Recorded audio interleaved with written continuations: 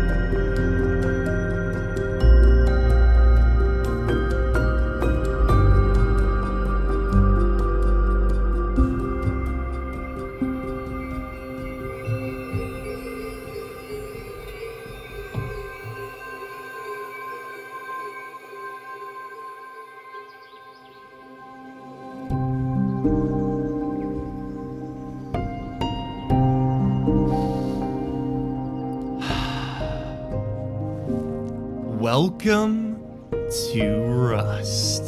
Today, we're playing solo, but this is a very, very special moment for me.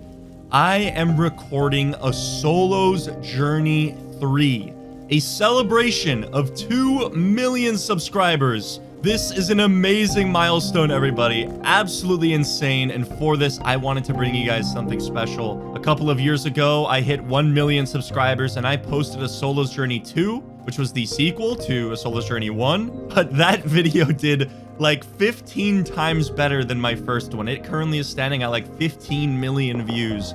My most viewed video on the channel. So it is clear to say that you guys loved that concept, that template of playing the game, and so we're going to be doing relatively the same thing, but of course, to avoid being redundant, we're going to make it a little bit different. For a Solo's Journey 3, I broke down my checklist into 2 categories: objectives and goals. Everything I'm going to at least attempt doing in this challenge is on the screen now. I'm defining objectives in this case as events in Rust, specific places and tasks that I work up to that get me a leg up in my survival. For example, an objective would be something like Oil Rig or the locked crate that mostly drops at Train Yard. Finishing these objectives are required in order to say that I've completed the Solo's Journey. Now onto goals. Goals are things that aren't necessary to survive or complete the challenge, but would benefit me in some way. Examples of my goals are a car garage or hemp farm. I have nearly 9,000 hours in Rust, and I've yet to learn how to grow crops. Most of the goals in my checklist are things I usually don't focus on when I play solo. Typically, you see me just PvPing and trying to make plays, but because we are celebrating 2 million subscribers, I wanted this run to be special. Everything on this list is fairly self-explanatory, but I want to go over 2 key items. Everyone knows a good story comes with a strong rival. Meeting this rival will be painful for me, But I've made a deal with myself beforehand to push through that pain and somehow figure out a way to defeat them. But you can't do everything in this game alone. So on the contrary, I also aim to form an alliance with someone. Depending on how my journey would unfold, together we would do something as allies. Who that would be was obviously still as much of a mystery to me as who my rival would be. But that's what's great about Rust. You never know what will happen next. So we just gotta jump right into this, guys. This is Force Swipe on a bi-weekly server.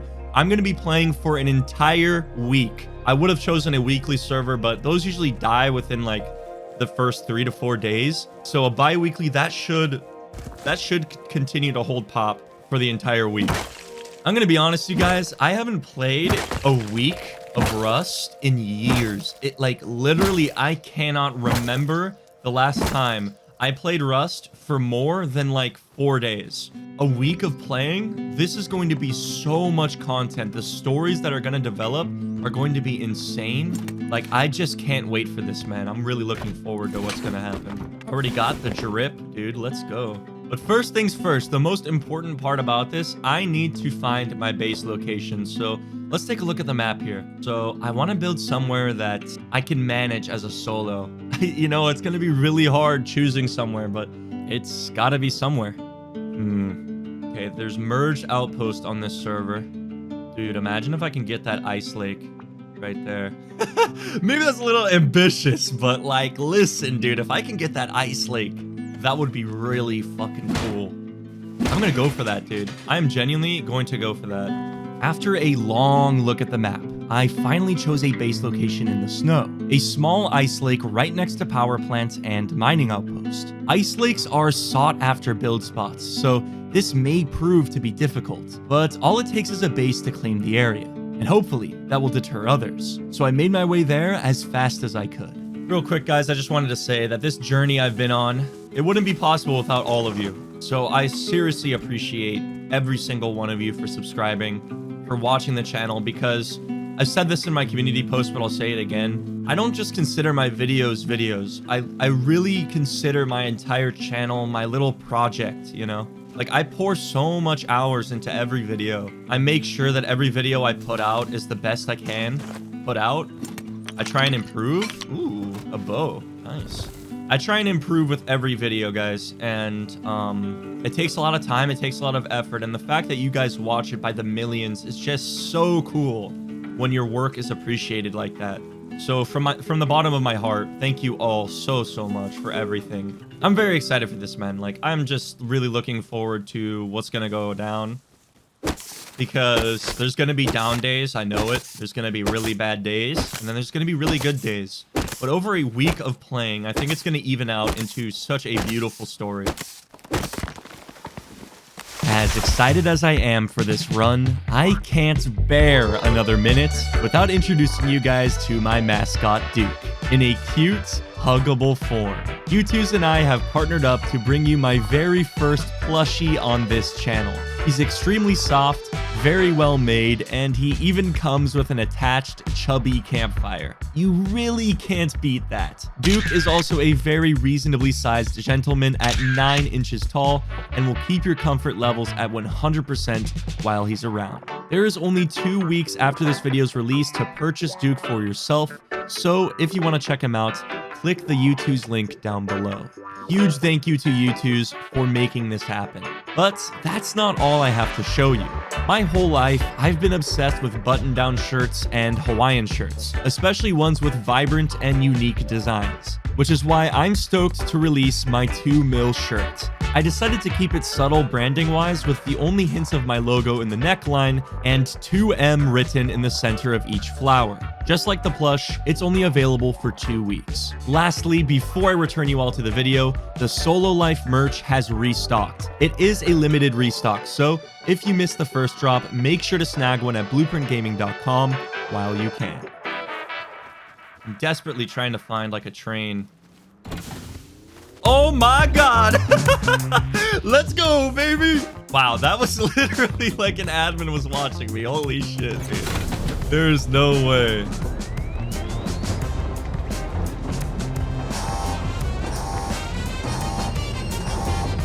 this is pretty much the base location, so let's go check it out, man. Holy shit. The ice lake is there. Dude, wait. What is this up on the mountain? I gotta set up a starter base and the TC for the main base. That mountain looks really flat on the top there. I gotta go check that out, man. Like, that could be a really good starter base location. But first, I want to make sure that this ice lake is actually, like, I can actually build on it. Does this guy see me? Okay, that guy's just running for his life. How close can I build a power plant here? Very close. I don't know. Like, this ice lake is kind of scuffed because of this rock right here. So hopefully I'll be able to build the base here. But I think this is a really good location either way. Let's go up this mountain and see if we can throw down a little starter.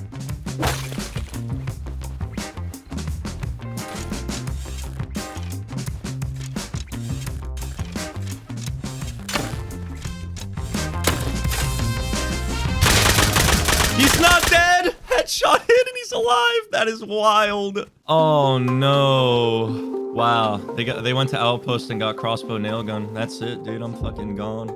Well, at least I have a bag out here. Damn, guys. Not a great start at all. My first death of my wipe. I had a decent amount of farm on me, but it wasn't anything I couldn't come back from. Luckily, I had placed bags out here, so I was able to get back to the area quickly. But that's when I realized that my plan had already gone sideways. No, someone did build up there. It's probably them. They genuinely built up on that mountain. Damn it. I was looking at that spot, dude. This location is weird. Like, I don't know if I can build here because of the fucking rock. I think it's just too slopey and weird, bro. Maybe if I build it over here more.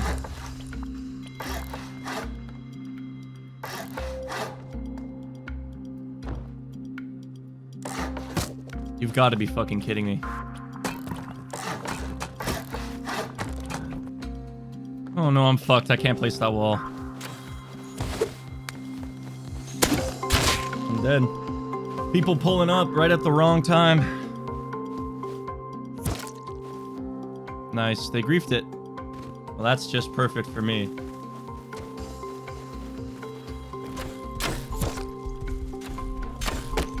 The horse sucks anyway, dude. I'm just gonna die of cold. I think I need a hard reset on the beach. It's just gonna be way easier to get a start going. It's no use getting angry yet. I, just started and there's a lot more of this wipe to go. And soon that loss will barely feel like a loss. The snow was not being kind to me. I died twice, lost that cool starter location up on the mountain, and now the ice lake was griefed as well. Upon arriving there, though, I realized that ice lake had an obstructing rock right in the center of it, which made it almost useless to build on. So maybe it just wasn't meant to be. I was back to square one, but it was important to stay optimistic.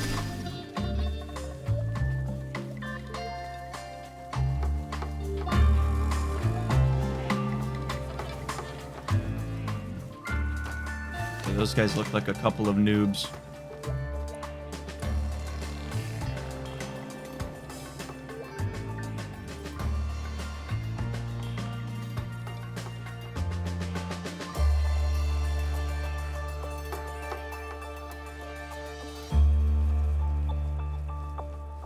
There's no way. Dude, this guy looks like me trying to teach my dad how to play Rust. I just need this guy to stand still again.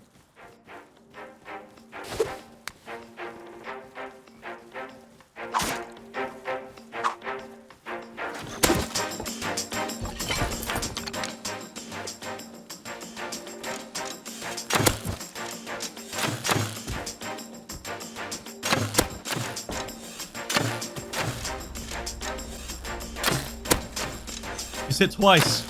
He's so low. Come on. Come here. Let's go! Dude, they kind of had juice. Dude, that guy just... I don't know what was going on, but his PC was bugging or something. Nice, dude. That was so worth it. Oh my god. 300 scrap. I didn't even see that. Dude, that is such a huge dub. Maybe I build like L7 or something. I think I just need to start with a 2x1, get a base down in kind of like a hidden spot. It's just gonna be like where I get started, where I set up, you know? Dude, I think building around here would be really cool. Train yard, dome, airfield kind of. These base locations are gonna go fast, so I just gotta choose one.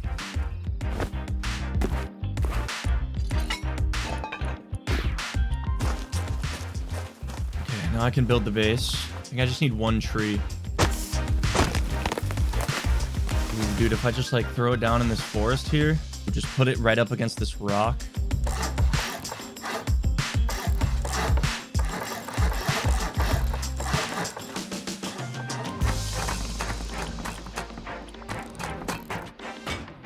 I think I'm secure. Like, I don't even know. Okay. That should be good. Just getting a few things going here. Then I'm gonna go grab all the stuff in my stash because I don't trust ESPers. And we're chilling, man. This is hype. I may have died in the snow over there, but this is where I'm meant to be now. Hells yeah, dude. I'm excited to see what my base location looks like because I couldn't even see it. It's just so dark.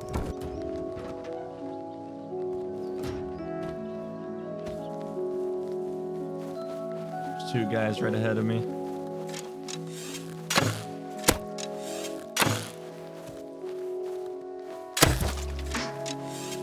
Dude, he just left his teammate in the dust.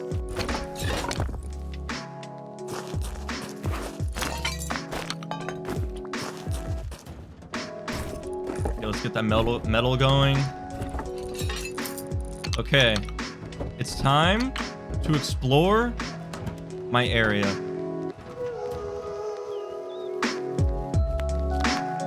I am gonna be doing a berry farm at some point, so I'm trying to get berries, man. Dude, this place is really good. It's so flat. Genuinely main base material here, man. This is main base area for sure. I think my next point of action is to secure this. People are going to want base locations like this. They're looking for them, you know? And this is like a really good location, man. I got a mountain here for nodes. I got train yard for like PvP and also the train yard crate event. Also, the ocean isn't too far away. I can make a boat base and, you know, figure that out. One quick look around my area, and I knew that this would be where I would lay the foundations for my main base. Just down the hill, there is a large flat area, perfect for the project I had in store. It had the forest to supply wood, the mountain for nodes, and train yard for scrap and PvP. Satisfied, I was ready to check off the first item on my list. There's a lot of groups on this server, I know there are, and I know that I'm going to be outnumbered a lot of the time. I'm going to be outrushed trying to go do puzzles and stuff, so I'm not even going to try and do that. I'm going to work at my own pace as a solo, so today I'm just going to be grinding. I'm going to get my main base started and to a state that it won't get raided, getting a lot of important blueprints, stuff like that.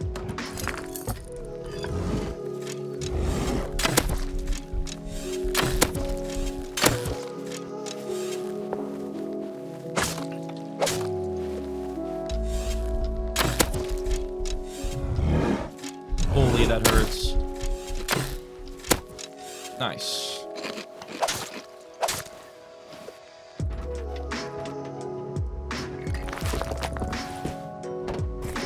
With it being wipe day, I knew every group on the server was looking for a base location. I couldn't let this one get taken, so I had to at least get the tool cupboard down to prevent others from building in the area. You may be extremely confused with the way I've been placing these starting foundations, and that's because I usually put zero thought into my base designs beforehand. But for this wipe, I didn't want to make some simple 2x2 to play an entire week of solo Rust out of. I needed something that would hold up, and I needed someone who had the experience to teach me a godly solo base design. So, allow me to introduce you to Alone in Tokyo. Tokyo doesn't talk much. Actually, he doesn't talk at all. Not even to me, but his actions speak louder than words. He's arguably the best solo player on the Rust scene, uploading insane wipes on his channel that include him defending against 20-man groups out of the exact base design he was about to show me. Surely that meant that if I built this base, I'd defend against 20 people too, right? Alright, well, Tokyo couldn't just send me a build video because this design only exists in one place, his brain. So, I hopped on a build server with him and step by step, he taught me how to build what would be the greatest solo base I have ever built. But this was all I had for now. It would become much more, but I needed tens of thousands of resources, and that was going to take some farming. I was ready to get busy with that, but I got a little sidetracked.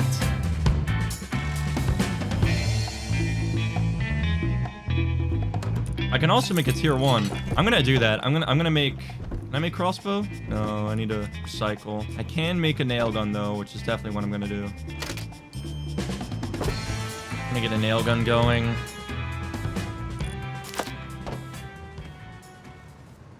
Someone outside.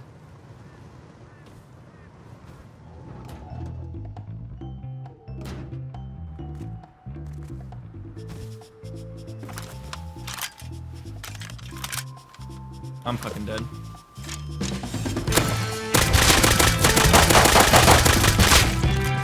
Nuh-uh.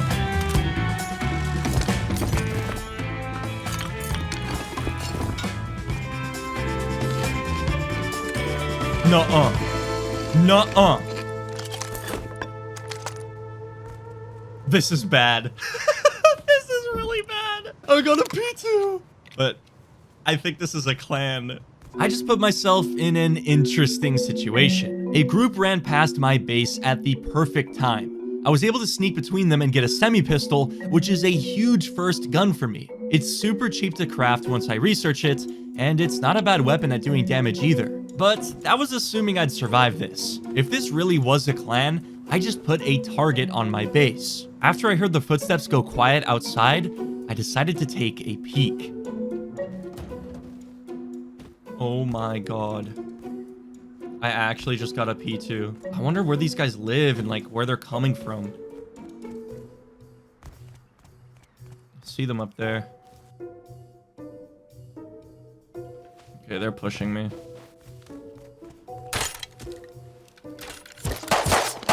Well, I'm dead.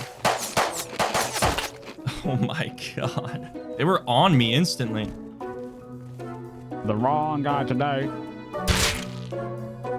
All I got was your... Oh my god! You gotta be kidding me! There is no way it's him! There is no way that is him! I cannot believe this. I cannot believe this. He's not live right now, but like, dude. Maybe it's a fan that's just named Vincent SMG. If you guys don't know who Vincent SMG is, he is notorious for playing servers with big groups, building in areas that aren't meant for big groups with like this massive team. Stevie has literally made like 3 videos on this guy. So if this is actually him, that is wild. I genuinely think that they live like right next to me. That is so bad. So yeah, I just met my potential rival of this story, Vincent SMG. Like I explained, this streamer is known for playing with big groups, so I could have a big problem on my hands if they did live close by. But right as I died, I checked Vincent's stream, and he was not live. I also know that usually his group is all tagged up with SMG before their name. And so far, I've seen 4 of their names and none of them had SMG in front of it. So maybe this was just a fraud. But until Vincent turned on his stream, I had no way of knowing that. Regardless if this was the real Vincent or not, it was a big group nonetheless. If they had P2s already, explosives weren't out of the question. So just in case, I researched the pistol with ammo, and then I headed to Train Yard to begin farming scrap. I'm gonna bring this to recycle as well. A med syringe from a scientist here would be huge. I think when playing solo, it's all about like depot runs. Like if I get a med syringe from going up this crane, I'm just gonna go depot. It's a medical crate, and it's a med. And now there's a guy shooting me.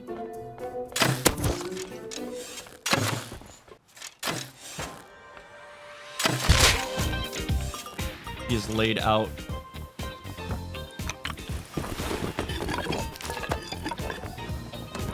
I can also make a crossbow now.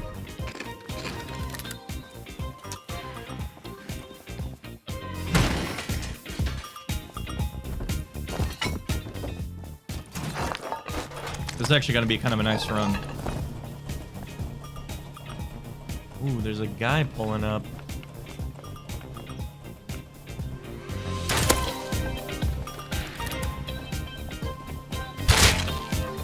Headshot one.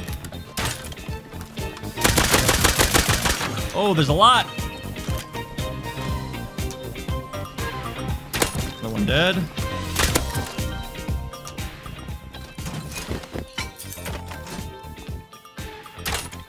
Are these two different people? I think I might just try and leave, man. I mean, they all got bows. I can easily kill them, but looked like 4, maybe 5 guys there. I'll go back.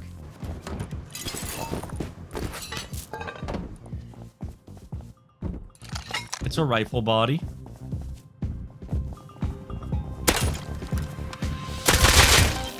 I think I got rolled. What is he doing? Huh. Oh, shit.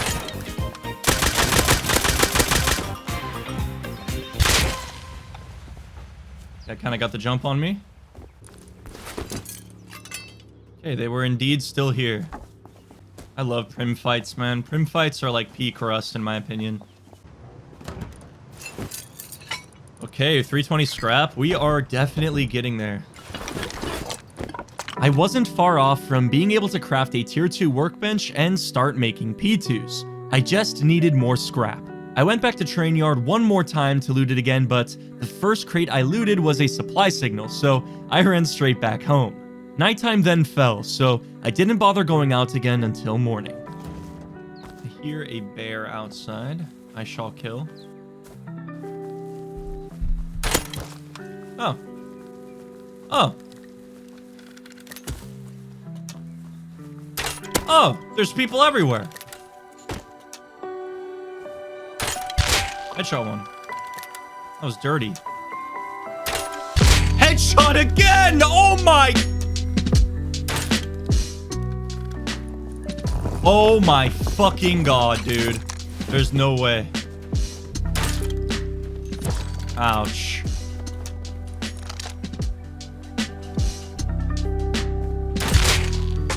He's dead. Oh my god. Wait, bear rug. Big. Yeah, the scrap I needed. Oh my god, one more scrap. That's got to be a joke. I don't care. I literally don't care. I'm gonna go outside and loot the rest of that shit. The most disgusting double headshot with a crossbow I've ever hit. Oh my god. He had so much low grade on him too. I didn't even see that.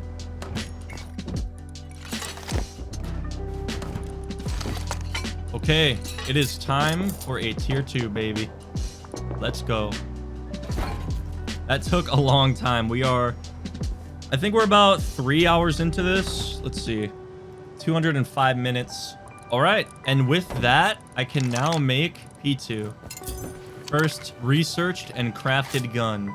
Let's go.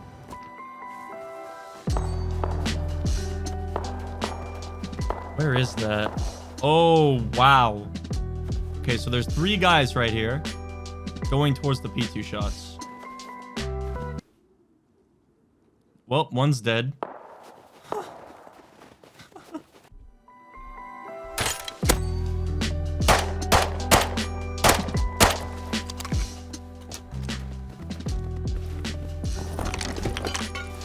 Oh my god, that axe is huge.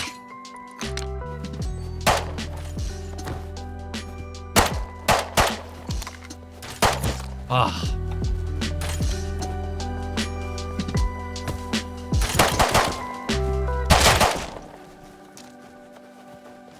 Come on, let me get out of here, please. I need that salvaged axe. I'm gonna bleed. Oh! Literally, like a millisecond more, I would have been down. Yeah, so I have some neighbors now. That is for sure. Oh my god, it feels so good to use this axe. You guys have no idea. Using that stone hatchet was the worst. I was chilling in my base, minding my own business, but then I felt like someone was watching me. Do you mind?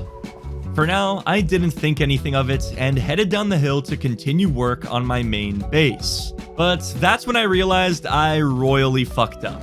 I'm doing something horribly wrong here. Hold on, I need to check the recording. The TC is supposed to be on the lower foundation.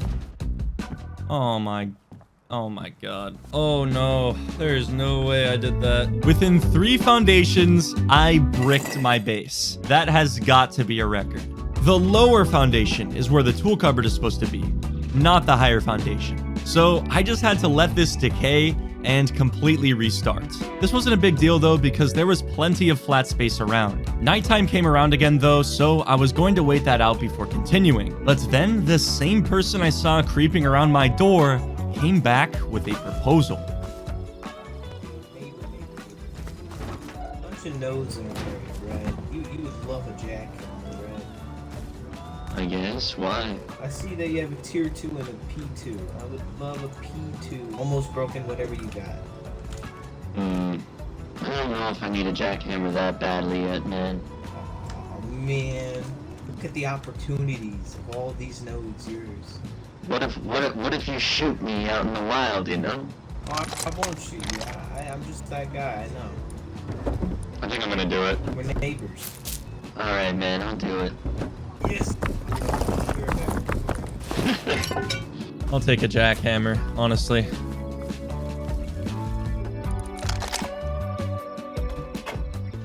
There you go. All right. P2s are so cheap and jackhammers are very rare, so I'll take that. It's only a matter of time before he gets his own guns anyways.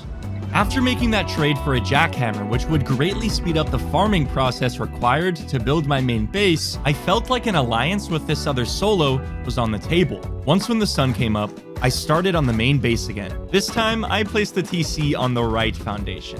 The wrap around the core worked as intended. Let's go! I figured it out! And once when the core was sealed off, I heard some shots nearby. Dude, it is like popping off right now. I'm gonna go check that out. There's an Ice Lake base over there. I don't know if that's worth. Hold on a sec. They're coming over here.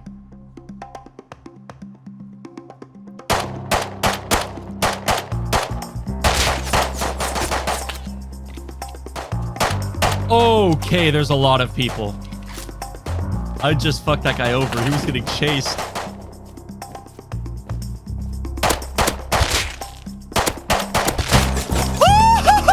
What the fuck?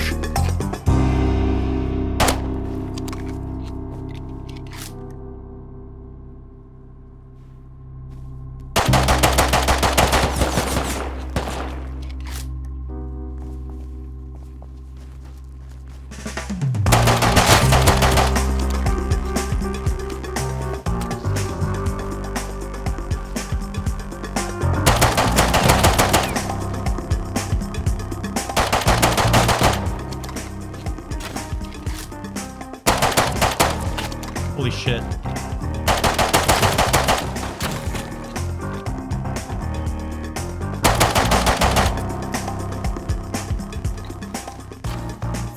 Oh my god. I'm getting shit on by bow kids.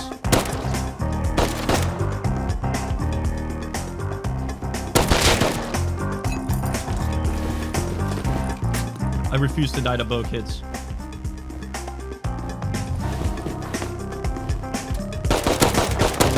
Oh my god.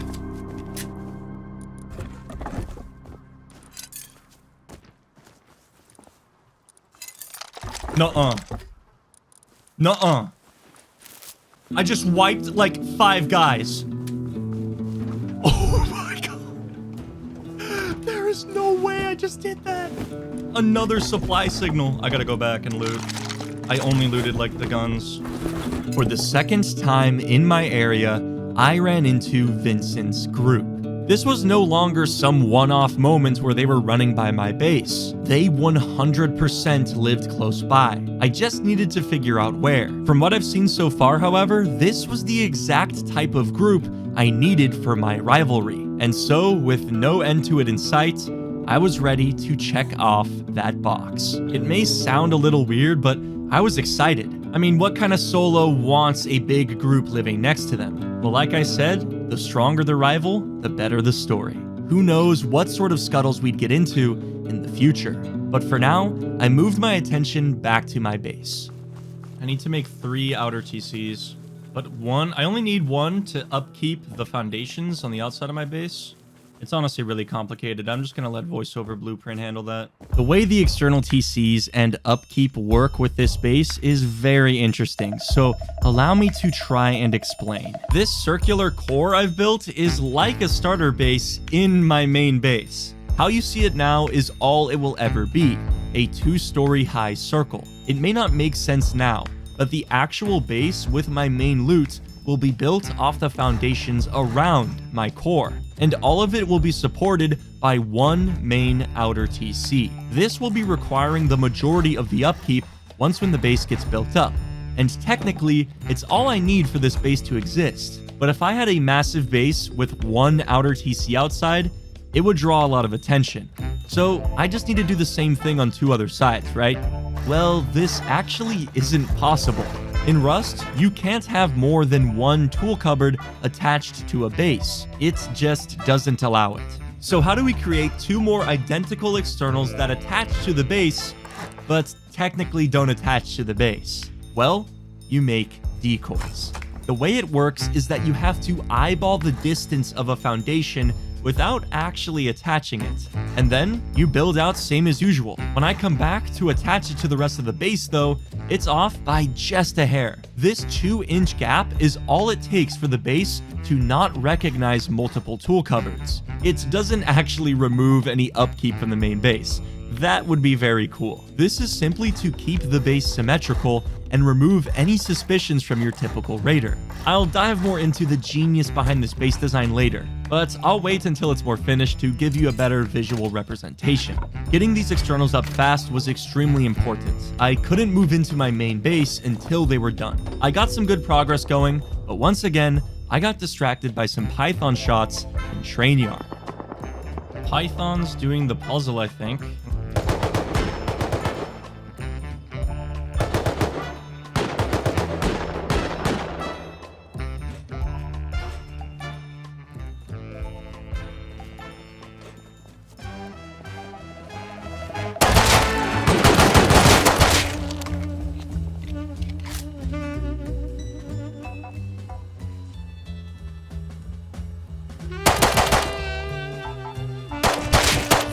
Oh my god.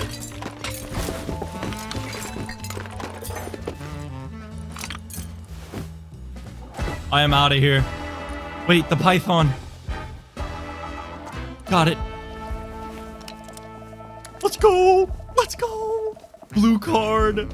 I'll do red later. I'll do red later. Right now, not a good idea.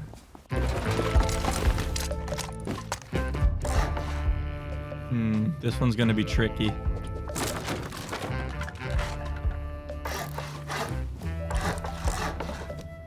Wait, that's perfect. Dude, I'm so good. I am genuinely so good.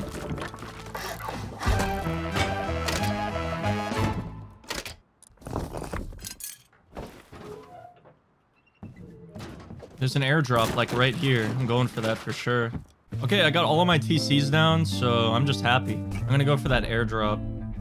Satchel raid already? Holy shit, man. That could be me. I could be next.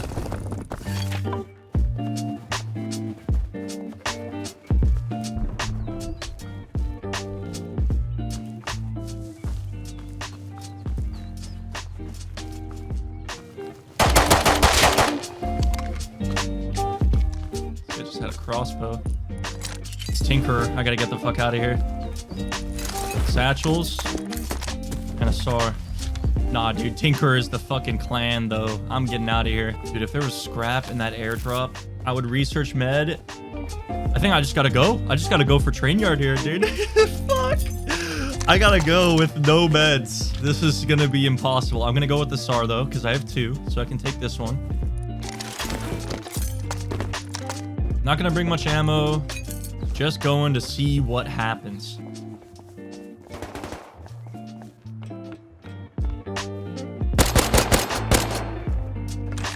Okay, that's one down.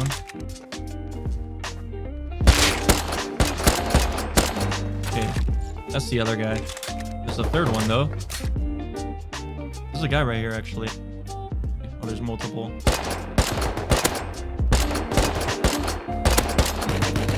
Oh no.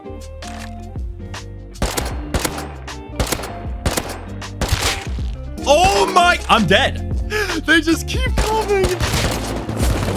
Oh wow, they have AKs. It's over for me, dude. It's fucking over. Holy shit. I'm leaving. That is just a throw if I stay. Like literally, I think there was like 8. They're all bricks, but they have AK and Thompson. It's impossible to win that. Oh, they're already up there. There's another one. Is that the AK in a hazmat suit? No, that's a SAR. I'll go back with something grubby. Like, I'll go back with, like, a pipe. Let's see if I can make something happen with a water pipe, bro.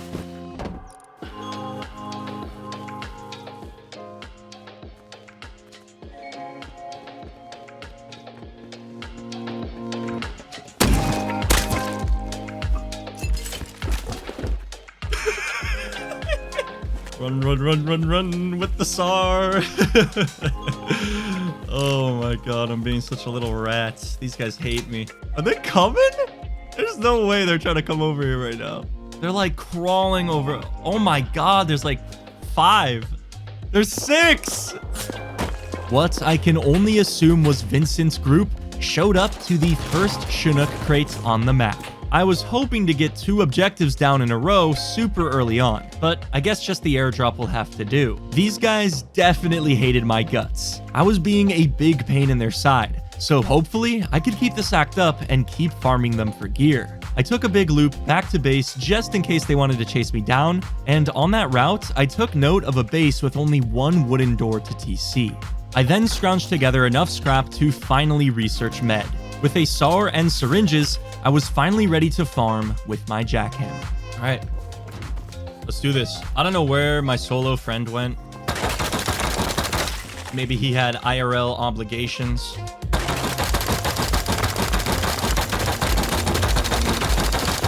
Ellie is smoking over by that lighthouse. That has got to be where Vincent lives. Okay. It's down right next to lighthouse.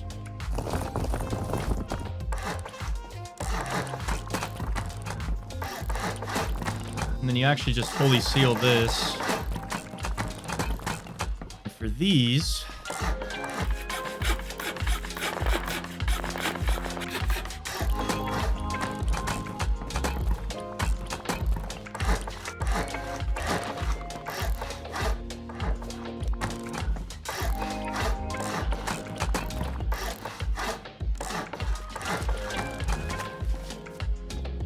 all right, it's coming together.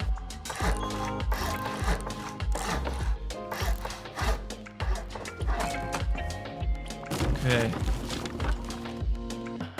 For now, the base was upgraded enough that it was ready to move into. So I spent the next few minutes transferring most of my loot to it. I say most because I'm not going to abandon this 2x1. I'm leaving a few gear sets in it at all times because you never know when you'll need a flank base like this. With everything else moved over, including my tier 2 workbench, I heard some gunshots nearby. So I went to go check it out. Ooh. That could be winnable. I'm going to go over there with the P2 and see what I can do. This is a big ass fight, dude. Holy.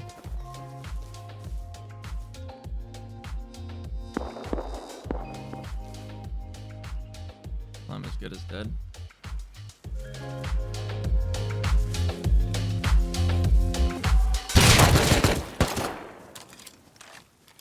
Yeah, Vincent SMG. Every time I've died to Vincent so far, I've checked his stream to see if he was still offline. When I checked Twitch this time, however, he was finally live. And it turned out that this was a fake Vincent SMG. GG. You tried. You're dead. GG. Oh my god. Good night. Good night. There's so many of them, dude. The real Vincent SMG was live on a different server, so I didn't have to worry about a 30-man streamer zerg. But this Vincent still had what seemed to be a group that grew every time I saw them. There's only so much I can handle solo. I decided that I spent enough time dying to these guys without knowing where they were holding up, so I followed them home. Yeah, that's their base. Holy shit. Dude, they got large furnaces and everything. Oh my god.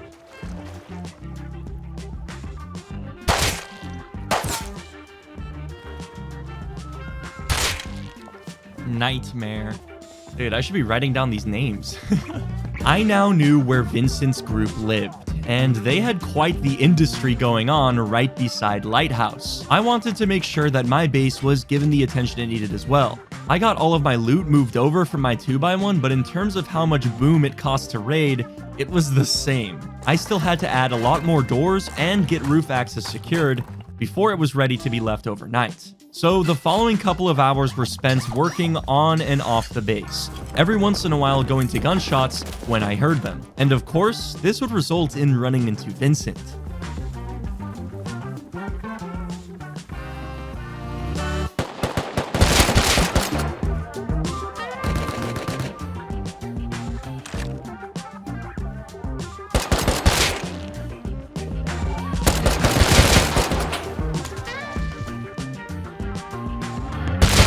There's no way this guy's face checking me like that.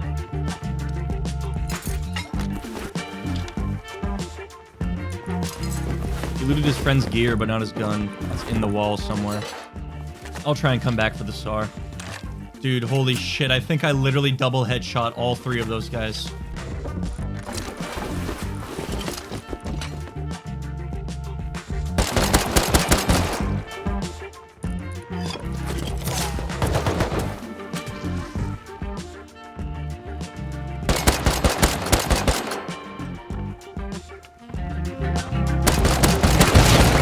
Oh my god. I played that poorly. Although I died in the end, I was able to sneak away with a few gear sets, including a Thompson, so it was still a win. Vincent's group may have been supplying the gear, but nodes and trees can't farm themselves. The constant stone and wood farming was getting tiresome, but I made a deal with myself to get this base settled for today. But of course, that couldn't be easy. That's not supposed to be red. That is very bad. No, like, guys, genuinely, the whole base is ruined. Oh, no. Once again, I somehow messed up the base design. You see, we placed the foundations in the beginning like this because it allows you to do some cheeky ceiling stacking. But when I originally placed them, I didn't have a large enough height difference. So when I finally got up to the roof to start sealing it in, there wasn't a big enough gap to place anything. This was a very big problem. Except this time, I couldn't just abandon the base. I've put way too many resources into that. So I had to improvise by adding another layer of half walls all the way around the base, forcing me to farm even more stone and making the base a little clunkier than it was meant to be. And you know what I need to do? Guys, it's something new. I need to do something new today. I need to go farming. But it was a better option than losing all of my progress. Okay, now I can place these. That's what it's supposed to look like. This whole time, that is what it was supposed to do. So with that mistake remedied, I finished the access to the roof.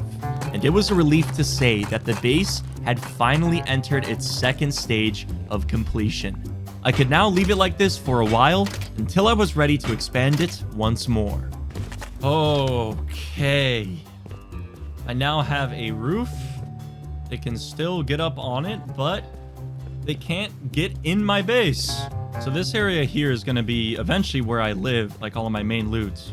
But that's probably not going to happen for a while because I need to get my tier 3 set up. I need to get electricity set up before I can even think about moving. Okay. I am free at last from upgrading the base for at least a little bit.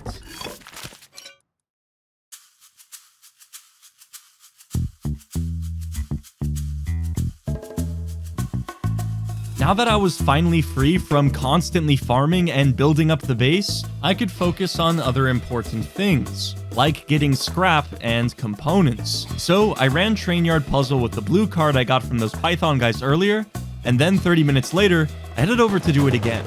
But someone else was doing it already.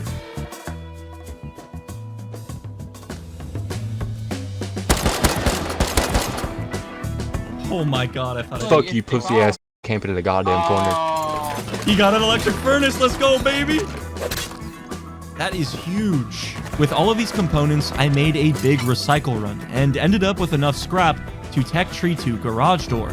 At this point, I was approaching an 11-hour session and it was getting late. So I went out with my jackhammer to get a little bit more stone to upkeep my tool cupboards before hopping off.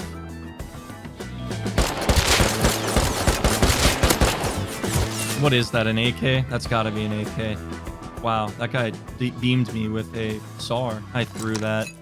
No, my Jackie! Like, I don't care that I lose that. I'm just mad that the jackhammer's gone.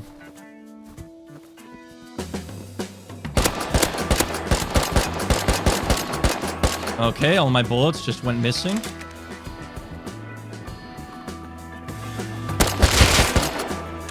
Dude just got fucking beamed.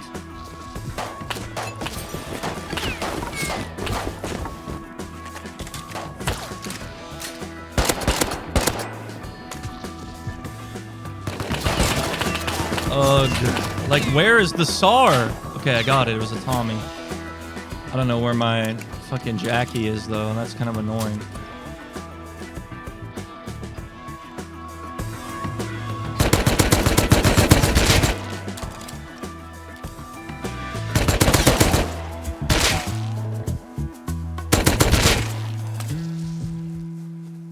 Oh.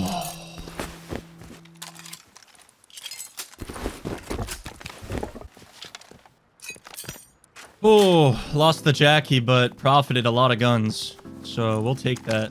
I still miss my Jackie. I traded a bunch of guns for a jackhammer. Not worth. Okay, realistically, maybe. But the only reason farming nodes around here was bearable was because of that jackhammer I traded that guy outside my base for. Speaking of which, I haven't seen that guy since. And I'll be honest, throughout the wipe, I don't ever see him again. So that's definitely not going to be the ally I was searching for. Anyways, that was the last fight of my night. I wanted to end my first day with a little eco raid though on that base in between the rocks I saw earlier.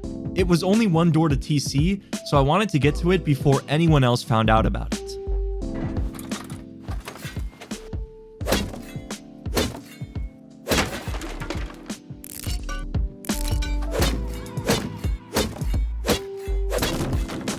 I'm in... Ooh. Computer station, dude? Wait, 250 scrap? This actually isn't bad. Ooh, solar panel? Can't see fucking shit.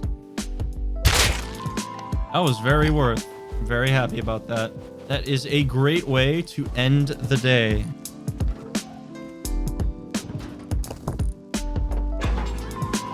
Okay, 19 hours. That's perfect. That's plenty of time. These things aren't attached to anything, so they're just super cheap. I don't even need to put anything in there. All right, guys. Well, I am getting off for the night. That was a great first day. I had a lot of great PvP moments. We met a lot of different people, a lot of groups. But yeah, the base is pretty secure. You know, I don't think anyone's gonna raid me. If they do, then still got 6 more days to make up for it. So hopefully I don't get offline. I'm praying, please. Hopefully I will be able to continue tomorrow where I left off. Yeah, that's it.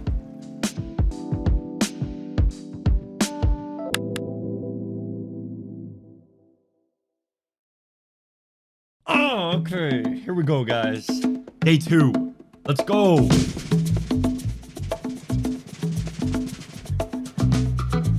Okay, day 2, and we are good. Let's go, baby. I had Rust Plus on, so I knew that the base would survive. But yeah, man, I need to pick that out eventually because it's not supposed to be a full wall. Here we are. So, plans for today. Let's talk about that. So I was taking a look at my list, and I haven't really done much yet, right? I know it's only start of day 2 now, so, you know, you can cut me some slack there. But even still, I think I do need to start considering doing some of these challenges because, like, eventually I'm going to be so geared that a lot of these challenges are going to be kind of pointless to do. So while I'm still in a state where it means something, I think I should really be focusing on certain challenges. So let's take a look here.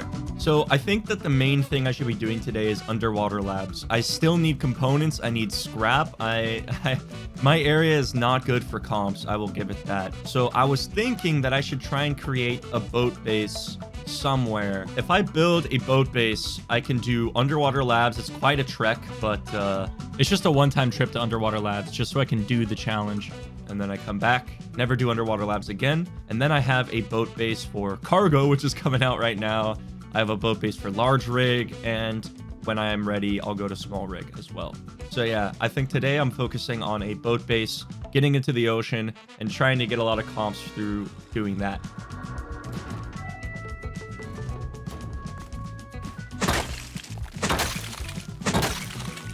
All right, we got a train.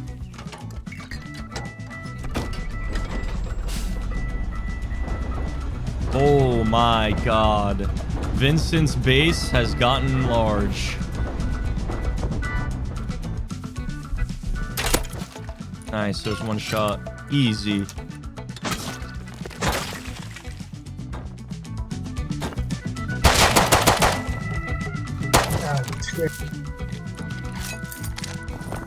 Yeah, I think I definitely scared that guy.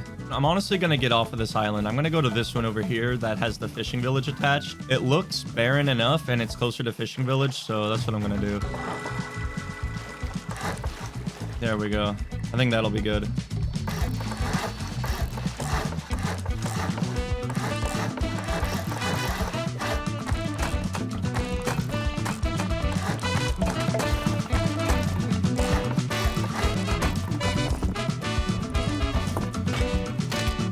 Hell yeah, man. We got a boat base. Now I just need boats.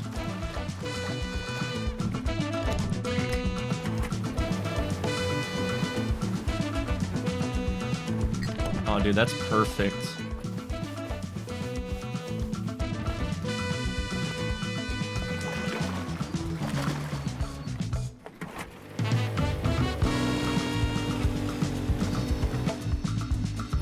The boat base was finished, so the next step was respawning back at base and bringing over garage doors to seal the backside and key cards for my objectives out in the ocean. I don't usually use my key cards on underwater labs, as the loot inside those puzzle rooms is usually not worth it. But how could I check off labs from my list if I didn't do it in its entirety? So I headed out on one of my boats, fully equipped and ready to knock another item off my checklist.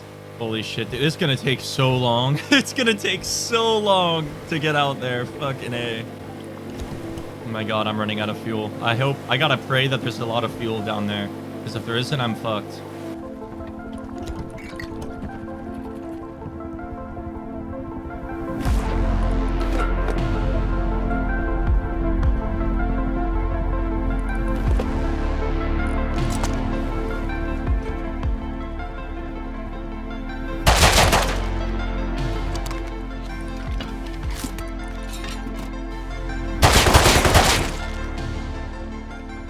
Okay, it's not cleared. W.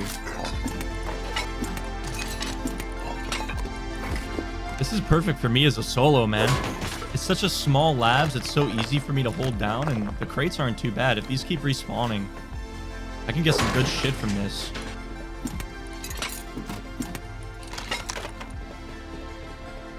Here's the room I need to be at.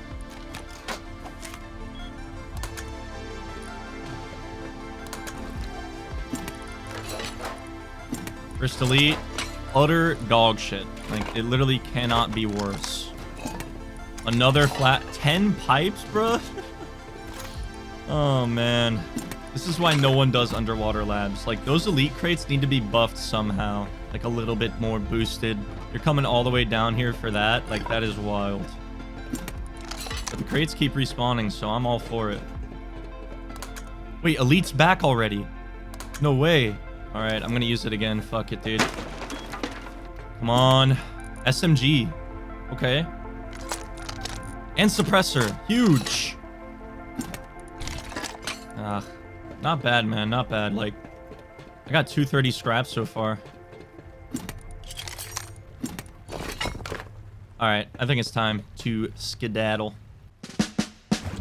The labs run couldn't have gone better. It was exactly what I needed for some high-end components and scrap. Honestly, I would have done it numerous times, as its size and location didn't draw in any players while I was there, and probably stayed under the radar for most of the wipe. But it was on the opposite side of the map from my boat base, so this was the first and last time I'd visit it. With my red card used up, I wasn't prepared for either of the oil rigs yet, so I filled up my inventory with all of the loot from labs and ran back home. When I got back, I decided I was ready for some more base-related stuff. This chapter is still called Free at Last, so this wasn't me expanding the base itself further. This was about the compound. I've been wanting to get one down ever since I found those 2 airdrops. There could be some good loot waiting inside of those, but to get this compound down, I needed to farm more stone for the external gates that will be attached to each outer tool cupboard. So I got to farming, and while I was out there, I found a brand new 2x2 just up the hill from my starter. Okay, we got a new 2x2 up here on the mountain, wooden door.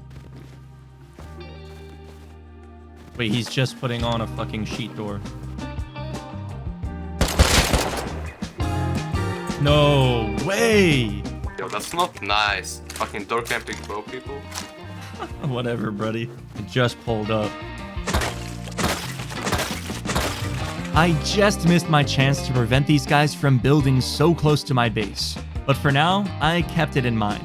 Once I farmed enough stone, I began work on the external gates. The Brutalist building skin is easily my favorite so far, but how it looks on these gates made me fall in love with it even more. Repeating the same design on all 3 sides, I was finally ready for the walls themselves. So I recycled a bunch of comps, tech treed mixing table, and researched wooden high wall. In a mixing table, I then made a basic wood tea with the berries I've been foraging all wipe, which gave me a 50% bonus yield when farming trees. With all of this wood, I was able to make enough high walls to fully secure my compound. So I put a gate here because I can drive a car in now, or horses, whatever I want. Damn near perfect. Hell yeah. Oh, slightly too much, but it's a sealed compound. Look at this thing, man. No way. This is amazing. I can now call in my airdrops. I've worked so hard on this compound and everything just to call these in. So if it isn't good, I'm gonna cry.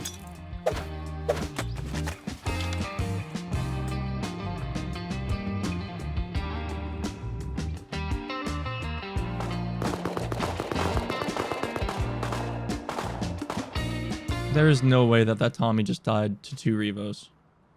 I can easily shoot him, but he's so far, and it's just senselessly roof camping at that point. Are they both gonna land on my compound? Nope, that one's landing outside.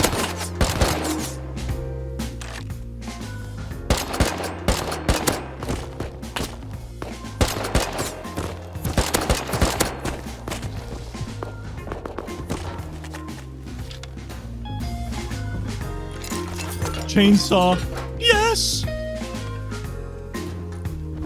C4, Tommy, custom, and 300 total scrap.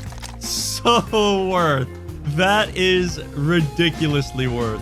For the first time in Rust history, I got good airdrop loot.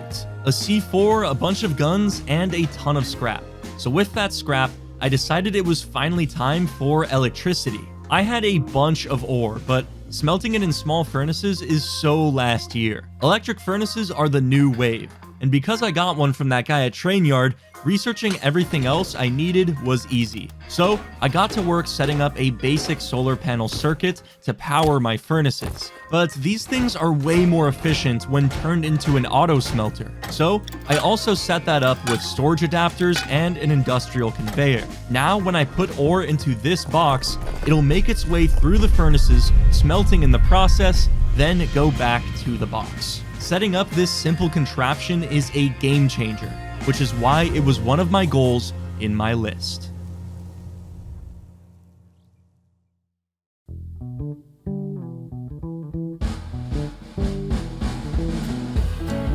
After I farm all these nodes, I'm gonna sit in my base while it's nighttime and think about why I'm still playing this game. No, I'm gonna think about what I'm going to do next. Ooh, you know what I think I'm gonna do tonight? I'm definitely gonna do a satchel raid. I just don't know where to do it. My area is relatively safe, but I know a few bases I want to raid, like this one here. And that's just gonna cause the whole server to show up. You know, this base right here could be a very good candidate for a raid, actually. I'm gonna take a closer look.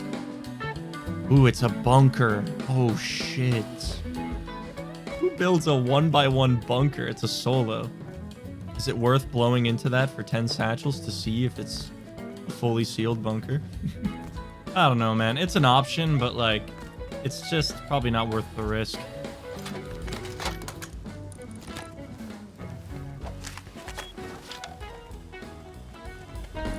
Oh, bean can. No way. That is huge. I don't have to recycle a satchel. Nice, man. I'm just gonna pop the bean can in here and research it right away.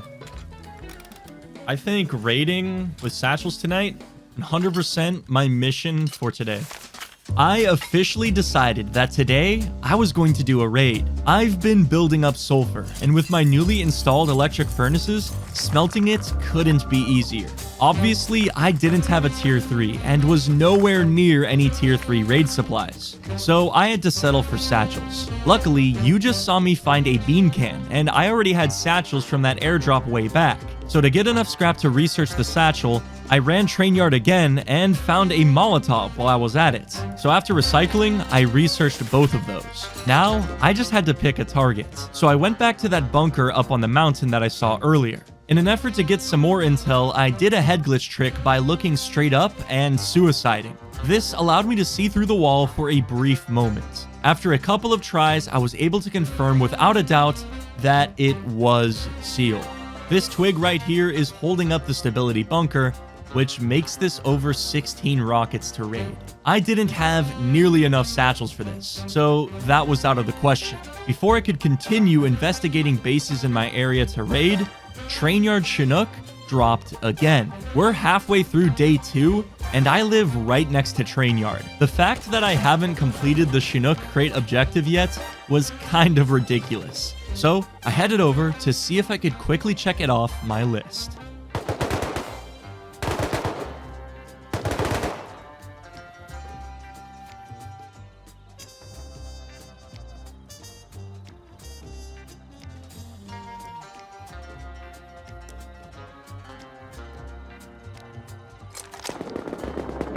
Oh my god, there's AKs. I really thought that this would be a free crate. But there's AK guys here. Like, what the fuck am I supposed to do? Dude, they got an L9 here and everything.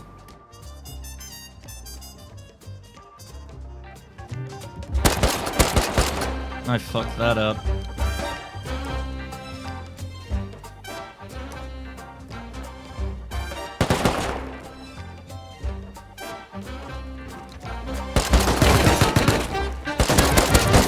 Oh my god.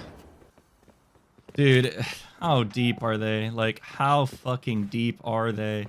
For the entirety of day 2, I was peacefully living my life without running into Vincent's group. And here, I was reminded why I wasn't able to get a Chinook crate yet. These guys have been busy. Their whole team is fully geared now with AKs. This was going to make fighting them a lot harder. With the crate looted, I shifted my focus back to finding a raid target. And that's when I remembered the 2x2 up the hill. So I went to go check it out.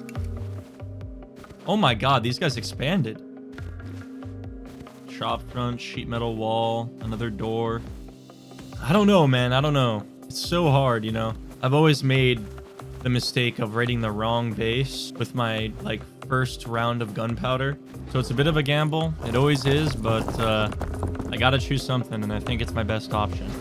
After giving it some thought, I finally landed on raiding the 2x2 up the hill, which has expanded a decent amount since I first saw it. If a base gets bigger, it means they're trying to protect something. So hopefully, I could profit some loot from this. Imagining the worst case scenario, I used all of my gunpowder to craft a total of 20 satchel charges. I was also bringing a C4, so unless if there was garage doors, this should have me covered. Oh god, dude, this is so much gunpowder. I'm so fucking paranoid that, like, I'm just like triple checking, making sure that no one's outside. I don't want anything to go wrong here. I'm gonna check on the base one more time. Just gonna make sure the route is clear. Wait, there's an airdrop coming down right outside of my base. Oh man, I wish I'd have seen that. Oh my god, there's an AK.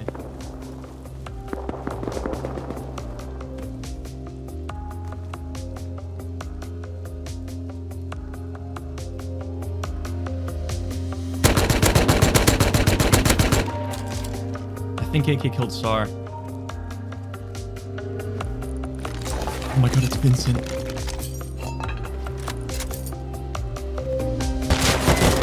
No!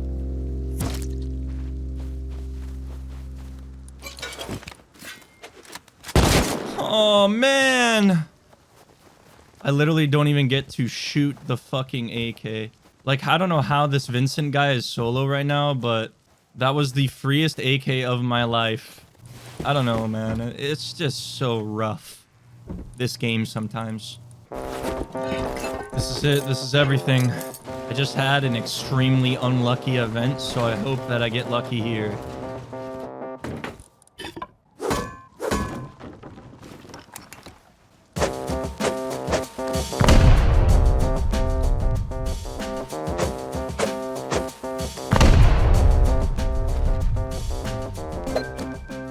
I'm using the C4. I gotta move fast.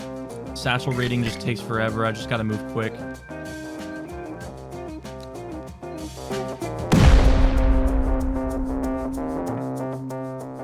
This is really good.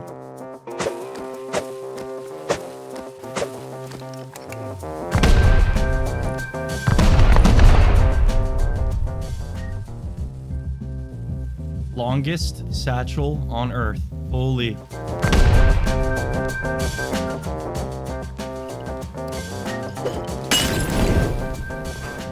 That looks really good so far.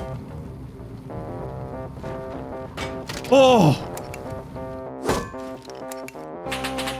Oh my god, suppressor's outside. The counter showed up just in time. Oh my god. Yes. Yes. Oh my god, it is so fucking juiced. Oh my god, man. These guys are fucking loaded. What's in here? Furnaces. Oh, I pick into that for sure. Dude, yes! Oh, and I still have 8 satchels. Oh my, it is so worth it. I am checking that off my list. Someone is getting fucked up out there, like with suppressor. They are laying waste to everybody. What is this? What is that box, dude? But there isn't any cloth in here to bag myself. That's very bad.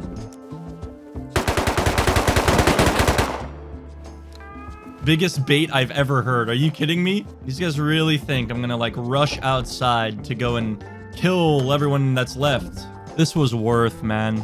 12 satchels and a free C4. Tons of comps. Ridiculous amount. But still not really any sulfur or anything. I'm hoping it'll be in this room here with all the furnaces.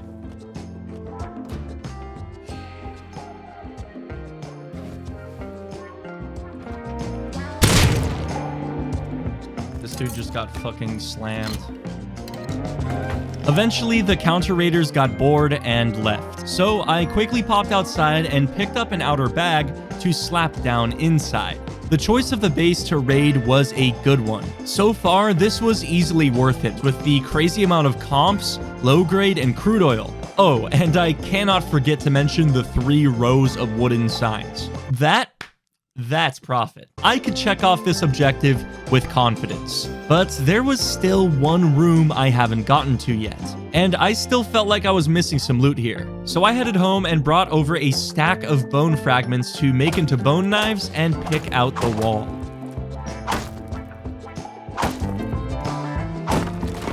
We're in. All right, that's a good sign so far.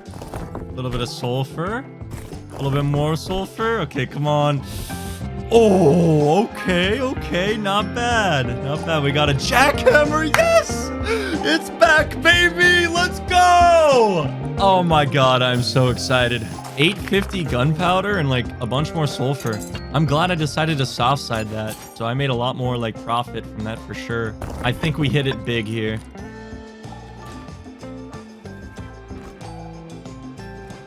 What a successful raid. I am so happy about that. So much components.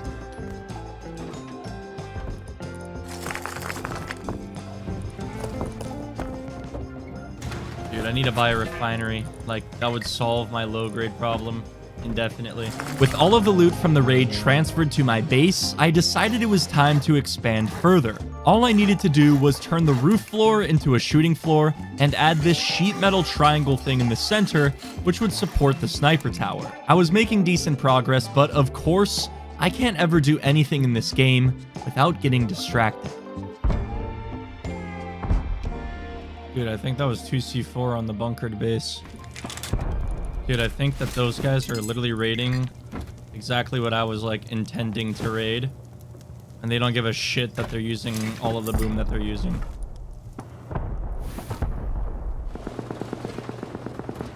I gotta go counter this. I gotta at least see what's up. Pretty sure that this is the base I wanted to raid. I just can't think of anything else that would be taking that much boom.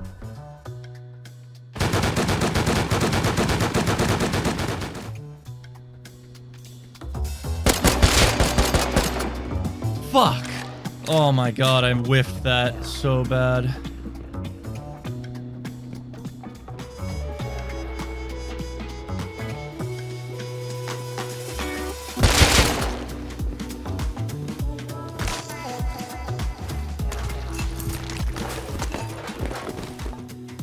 Oh, I made it out. Holy shit.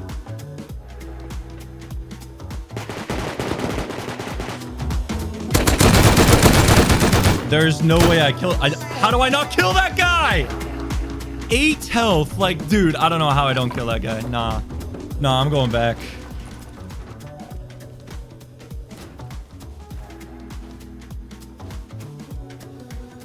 I hear one behind me, and I hear one...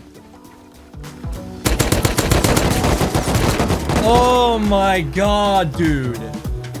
Both at the exact same time. Like, I could hear them both pushing me on both sides. It just fucking sucked. They're still raiding the base.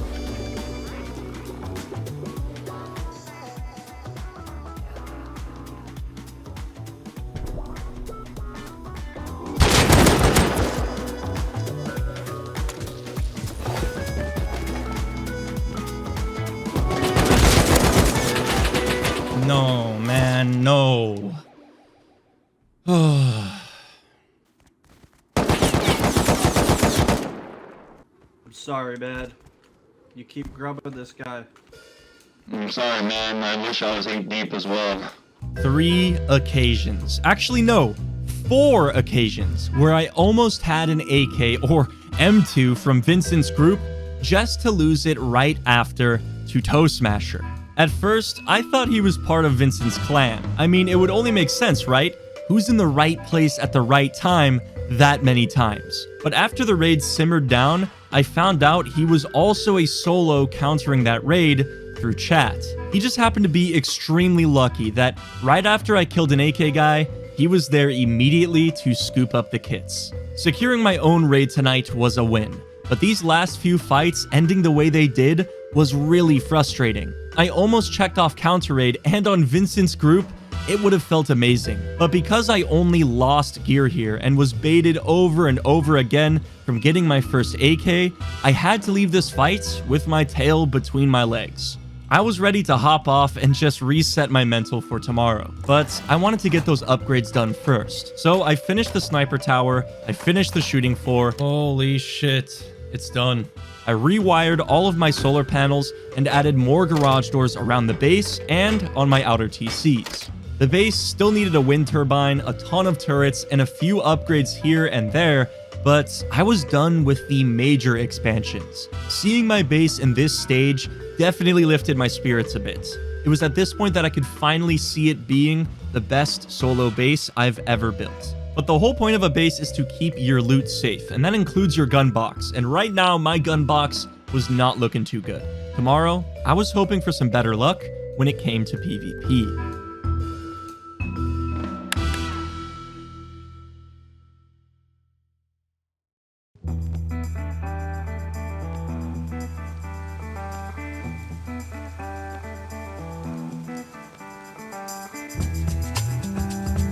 Day 3.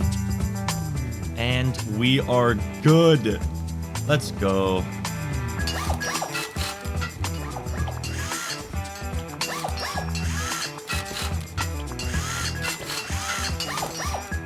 Oh yeah, this tan sheet metal is gonna look so good. I think Train Yard's dropping a crate. Alright, I'm just gonna go to the Chinook crate with grub gear, because doing it with normal gear just seems to have just not worked ever for me. So let's try with grub gear and try and make something out of nothing.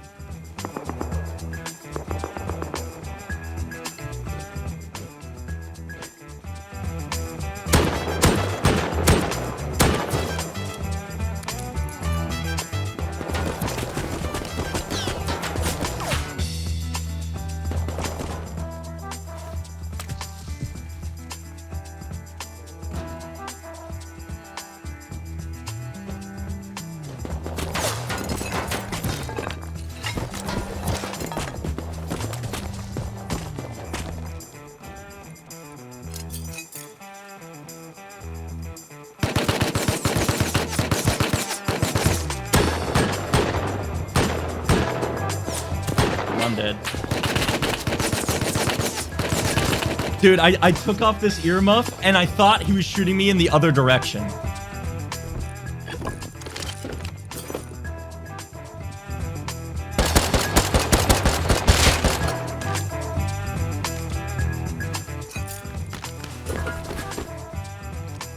I actually think this SAR guy was not with the Tommy. Yeah, he's dead. And I got all my stuff back. Dude, I gotta go back for that Chinook. Dude, I might be able to cross Chinook crate off the list here. Like, I really do think that I can get it. Dude, I think the timer's up. Definitely is. I don't hear it beeping. Going for it.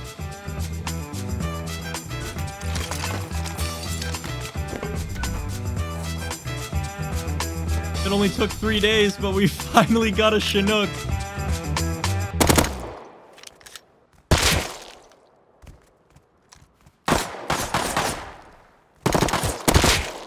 Holy.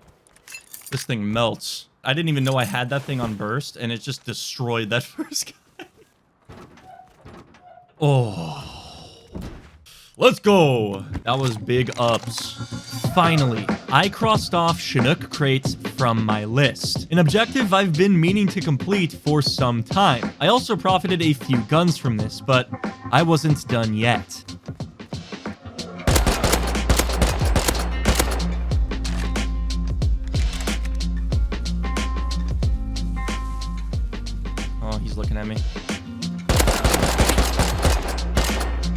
hell? That guy died so fast. It was like 2 or 3 bullets.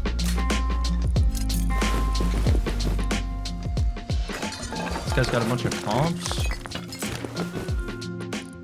Wait, where did I get the 3rd SAR? Did one of them have 2? This is awesome. I'm loving this. Ooh, an airdrop. I don't even know if that's called in or not. I don't have a flashlight, which is kind of bad, but I'm gonna drop by that real quick. I saw Naked running there. I really want to kill him before he gets there.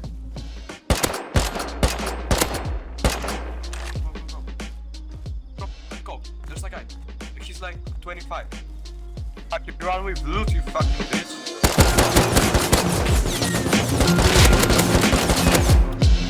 Oh my god!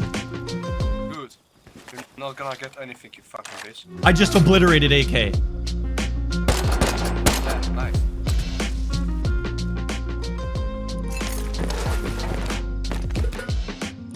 Dude, where's the AK though? It's going to be literally impossible to find.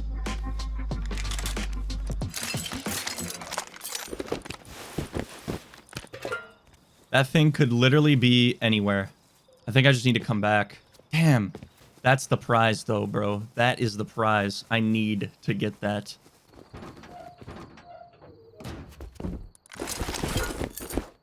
Okay, I gotta go back. I gotta go back. Dude, I think I gotta wait for day. I just can't see shit, and I'm not gonna be waving around my flashlight like a piñata.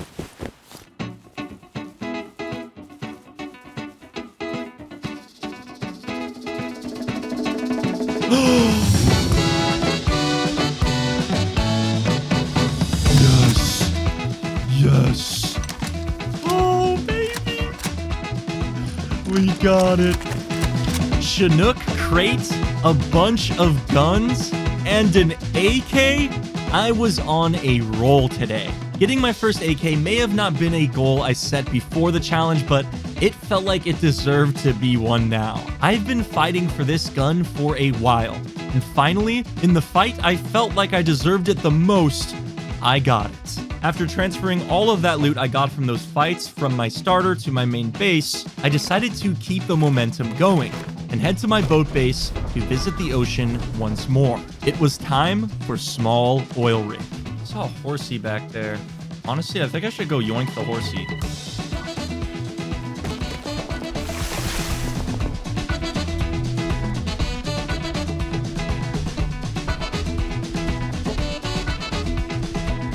Building decaying.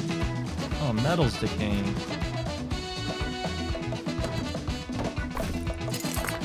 Well, no more. All right, we're off to rig. Oh, small rig now online. That's perfect timing.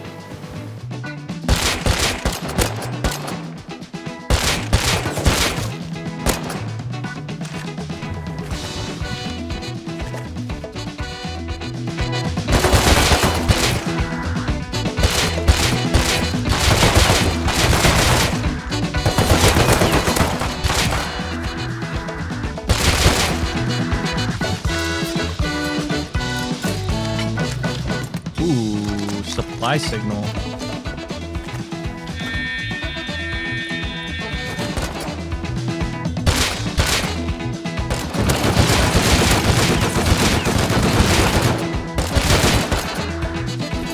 Industrial crafter.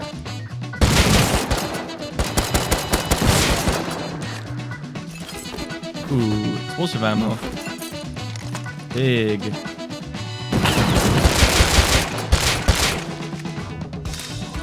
Tommy, okay. All right. Now it's 10 minutes waiting for the crate. Okay, what do we got in the crate, baby? What do we got? Oh, rocket MP5? Not bad at all, dude. Small oil rig was super quiet. Not a single counter showed up, but it was well worth it. I got a rocket, which is a very hard item to find, so that's a great research down the line. I also got explosive ammo, which I'd probably start using soon, And I checked off another objective. My list was getting shorter, but there was still a lot to do. Before trying to knock down any other objectives, I first brought back what I got from Small Rig on my horse, which I named Sand. I then called in the airdrop at base, which wasn't anything special, and after that, I discussed what I was going to do next. Okay, with that airdrop secured, oil rig done, time to go make a massive recycle run over at Outpost. I'm also going to try and tech tree down to turret. I don't think anyone is selling auto turrets, so I think it's kind of expensive, but it is what it is. I'm gonna get turrets down. I'm gonna get the open core finalized so that I can live out of it. So yeah, it's time for the big recycle run. So with an inventory full of comps, I headed to Outpost. I'm definitely gonna buy that triangle ladder hatch. Large rechargeable battery for 1,000 charcoal. Kind of worth. All right, I think I'm ready. Come on, Sand, let's go.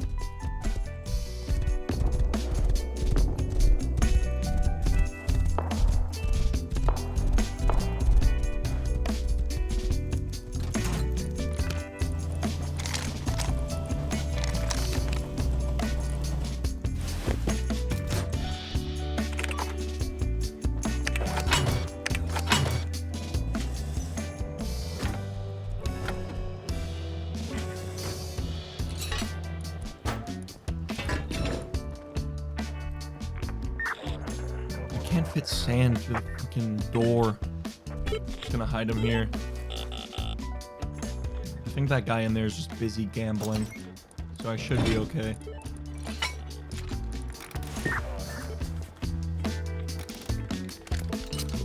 This guy's gonna fucking steal my horse. Nope. Not happening.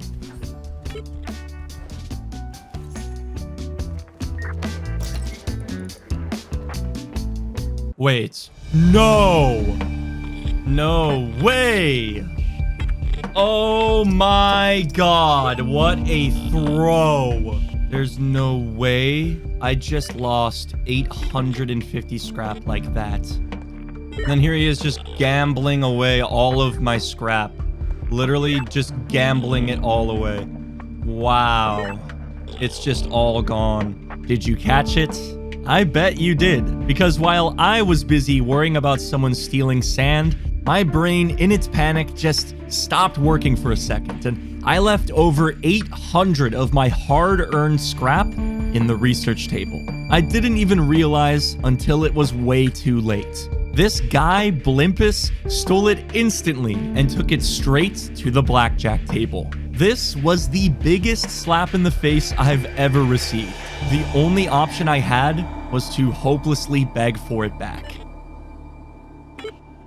Is it all gone? What? Nah. I've still got it. But, you know. What do I gotta do for it? I was worried you were gonna steal my horse. Yeah, I know. I'm sorry, solo, man. sorry. That is literally all of my scrap. Come here.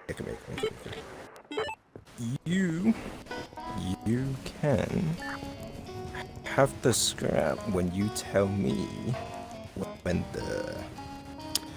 the 2 mil video is coming out.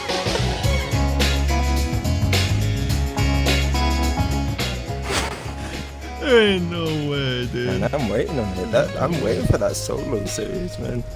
You did not just hit me with that. I respect it. Listen up. This is private information. Come down here. Is this the one? Is this the one? Yeah, this is the wipe. This is the wipe. This is the wipe. It's going good so far, man. Up until that big mistake I just made. When is it gonna come out? So after finding out Blimpus was a certified legend, I of course answered his request on when the 2 mil video was coming out. Obviously, you're watching it now, so this conversation is pointless. But after explaining, he fulfilled his side of the deal. Anyways, man. Dude, thank you so much, man. You are a legend. Can I get you something like... Nah. It was a pleasure. It was a pleasure meeting you. You'd have to. Wow, man. Thank you. Dude, you are a lifesaver. You are a lifesaver. Here, I'll give you a big kiss. Mwah. Anyways, man. Enjoy your wipe. Okay, thank you, man. Thank you so much. Hey, yo, I'll put you in the video, man. Enjoy You're a your wipe, legend. man. Thank I won't tell anyone. Thank you. Thank you. Your secret is safe from me. I won't tell anyone. Thank you, dude. Oh, what a relief. Holy shit, man. What a legend. Okay, I'm not going to make that same mistake twice. I couldn't believe what just happened. I thought I hired a paid actor and forgot about it. Any other player would have taken the scrap and ran. But this legend gave it all back and asked for nothing in return. Being a YouTuber he watched definitely contributed to it, but I will never forget about this. Once when I had my scrap back, I properly researched everything I wanted to. Then I noticed someone riding a horse. But not just any horse, someone stole sand.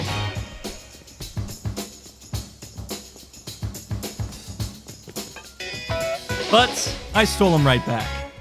I'm sorry, bro. This is my horse. His name is Sand. You must have found him in that house over there. This is technically my horse. I'm sorry.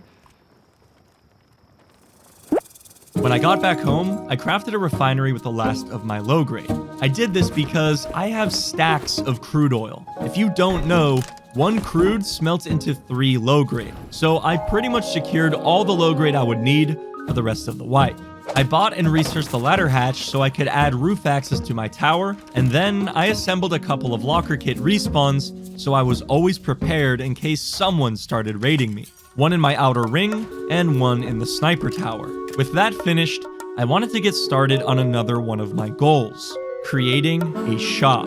The earlier you do this, the better, because items get more and more common as the wipe progresses. It's already day 3, so in order to see my profits go to use, I made it a priority to get my shop up and running. I didn't want to place it anywhere on my base because I felt like this would attract too much attention. Plus, I didn't have enough space for that. I wanted a vending machine for almost every category of item, including teas when I got to farming. So I had this idea to put it in between the train tracks near my base and call it the pit stop. I only had enough resources to get 2 shops up and running, but I had plans to expand this even more down the line. So now that I had some listings up, I was ready to get back into the action. Specifically, I wanted to raid another base. Something cheap, because I wanted to use those leftover satchels that I still had. But before I could properly search, I saw a supply signal being called in. These guys are calling an airdrop over here. What kind of gun can I expect?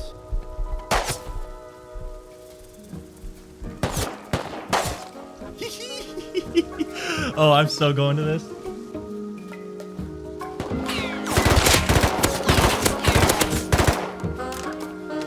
I was trying to wide flank that so they wouldn't see me, but they were just staring that direction already.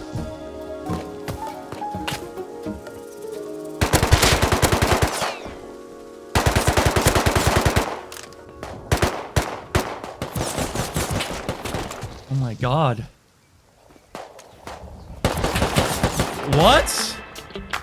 Holy shit, man. 1 on the roof, 2 pushing me, 1's up on the hill behind me. There's another one in the bush in the fucking trees. Dude. Let's try that again. Mini? The fuck?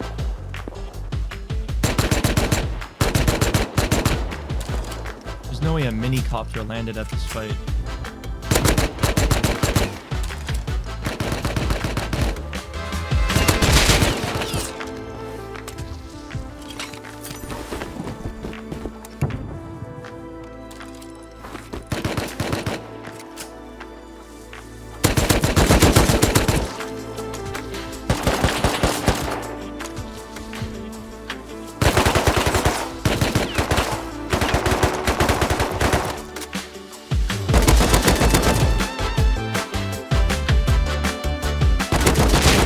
No way.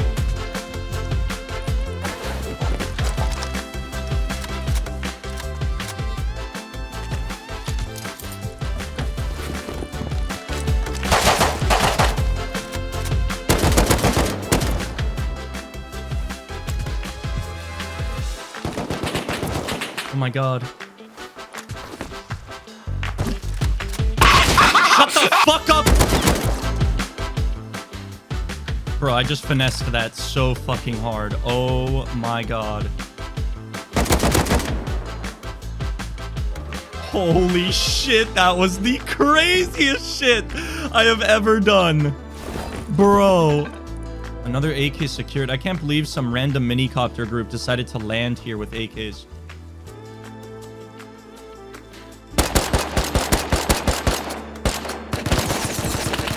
That guy should be dead, but he's not.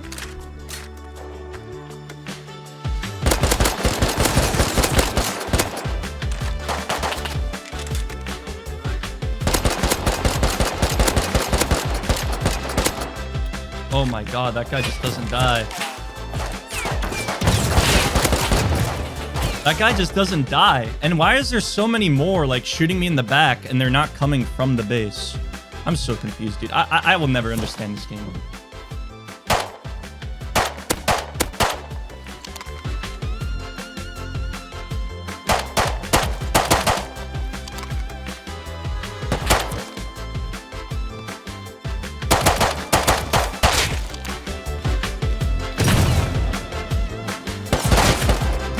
How did they get up? I guess there was ladders on the other side of the base, and that's how they were able to climb up.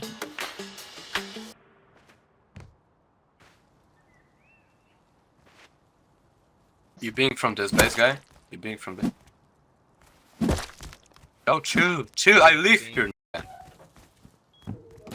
Fuck you. Fuck you. I had everything from us, and someone from your team was next to me. And then this guy came, and I didn't know who is who. That was definitely the Bush incident. What the so they don't live up on the hill? I don't know. They came from like... Oh. Fuck, man.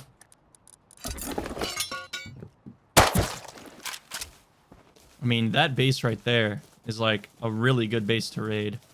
Like they were just saying how they're gonna like raid somebody tomorrow, and they definitely have like stuff. I know they have an AK in there, that's for sure. By eavesdropping on this brick of a base that called in the airdrop, I was able to get some valuable intel. This was clearly an allied group. My guess was the 2x3 section belonged to this player named S.I. Atom. You'll also hear me calling him Sayatom. And the main 3x3 belonged to everyone else in the group. This was definitely a base of interest, so I made sure to keep it in mind. After getting all of those guns home, including my second AK, I checked my computer station and noticed that large rig was cleared, but the red room was closed. I didn't have a whole lot of extra gear back at my boat base, but with what I did have, I believed I could take out the heavy scientists. It would be a free objective off my checklist, so I went over to give it a try. And the red room did not disappoint.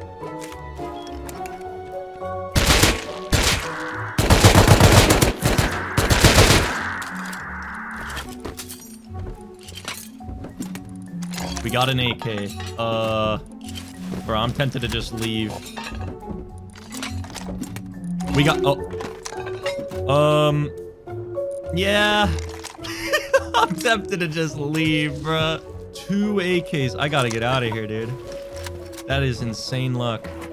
Quickly depoting those AKs from rig, I headed straight back to activate the crate.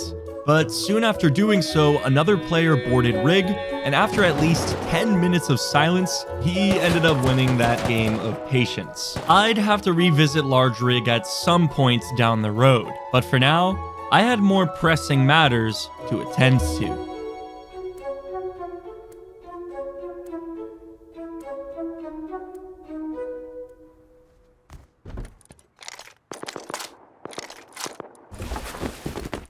Well, large rig didn't work out, but I'm hearing Chinook crate at train yard, so I'm gonna go check that out.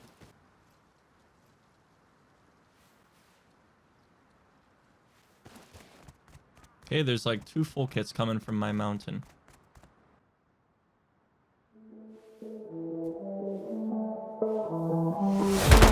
Oh my god, there's so many. That's one dead? What the fuck?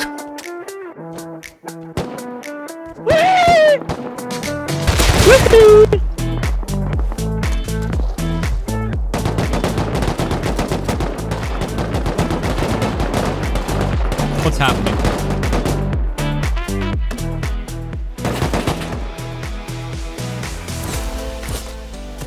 I'm getting shot by the fucking tower. Before I knew it, I found myself surrounded by Vincent's group. I was gonna have to fight my way out of this.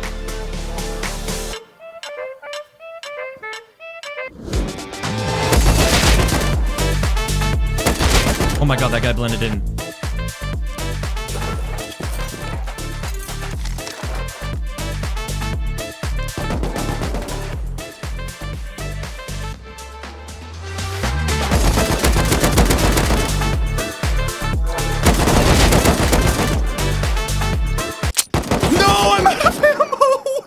No way I'm out of ammo.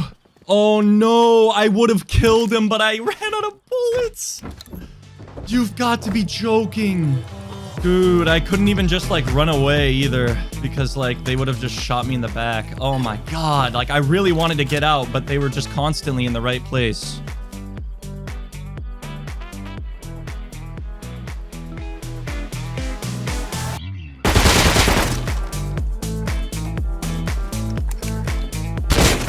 No.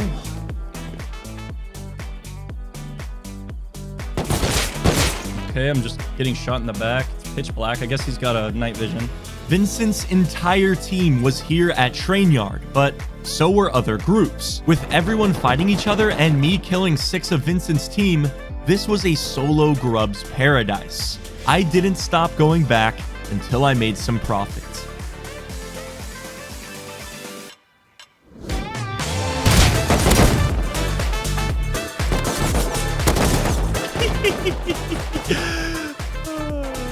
I'm confused. Like, why don't they just leave? I don't understand.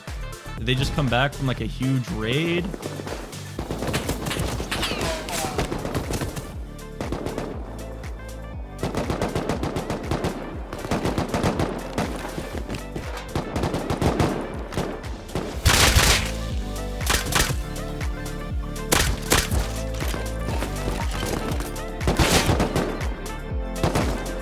Holy shit, dude. Heli's coming like straight this way.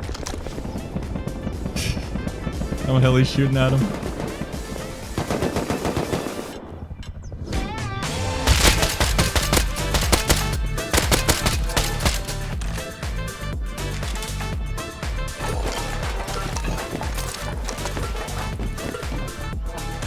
All right, we actually got some stuff from this. Let's go, baby.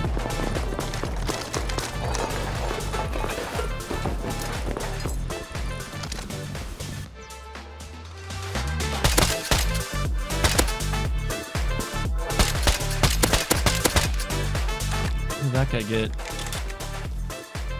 MP. And a parachute. That's big. Wait, that's my original MP. It is. How did it end up out there and in that guy's hands? That is just so fucking funny to me. By playing to my strengths of stealth, I was starting to make some gains from this fight, but I wasn't finished. People like Saya Tom were sneaking in there and looting bodies. This meant that Vincent's hold on the fight was starting to falter. Perfect time for me to strike.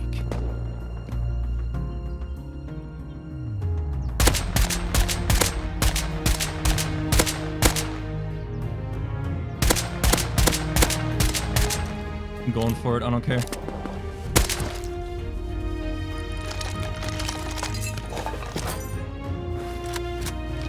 Please, I'm dead here for sure. Like, there's no way.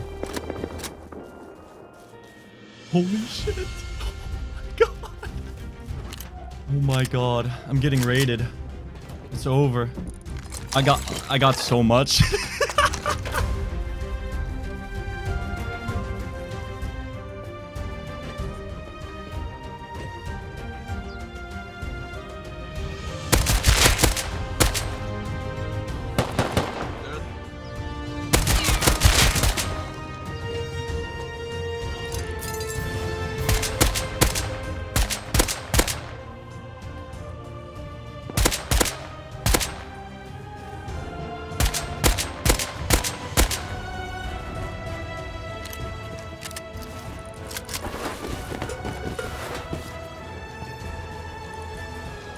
So much gear just lying around. Like, holy. Wow, though, man. Like, that all started going to a train yard fight with an MP5, and it turned into that. That was so fun, man. Oh my god.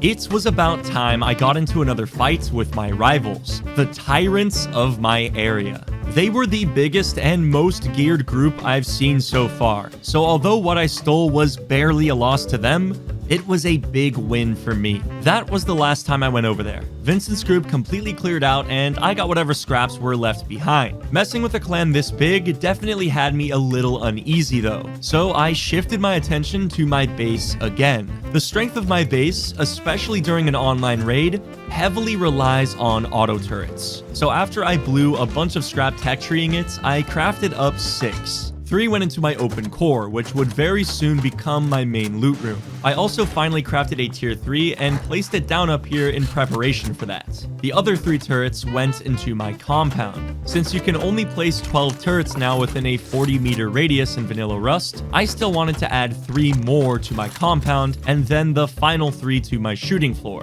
But I didn't have the resources for this right now. But you know what the best method is to get the resources I needed? Raiding.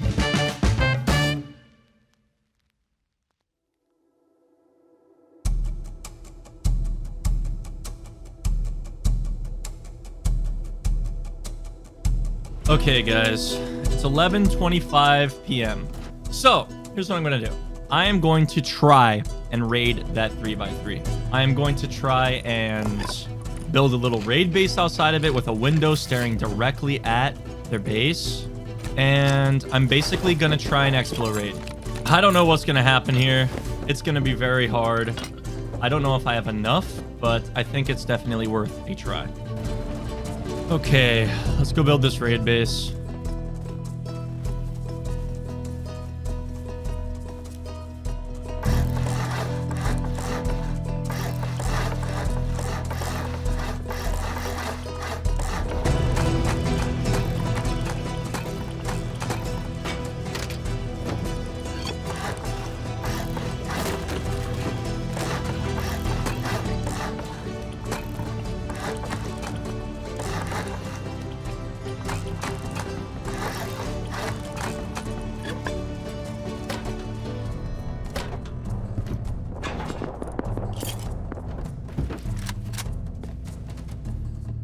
Alright, so what I'm thinking is I leave the AK kit in the raid base, and like if people pull up, get in the raid base and shoot with the AK. And then close up, I'm gonna be MP5 raiding the base. Ooh, it's stone, like right there. So if I go through the door, it'll be 4 satchels, and then it'll be like 10 more for the wall. I think that's the play. After building a raid base and coming up with a plan of action, I was going to take a big risk and raid this base. I had a budget, which was the leftover satchels I had plus about a stack of explosive ammo. I wasn't sure if they were online, but if they were, this was going to be difficult. Oh my god, they're in the base. I mean, I'm here, dude. I'm here. I'm sending it.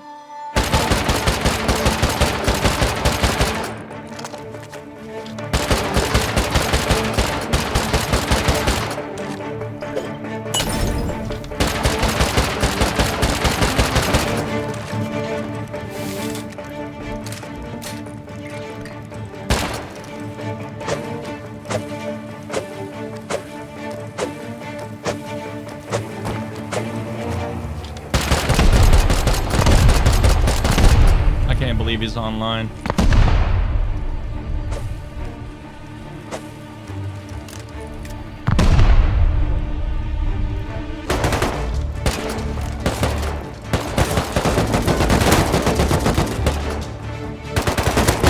Oh my god.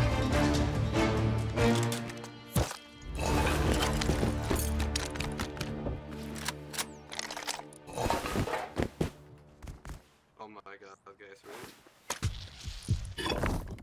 So lame. Oh, it's so lame.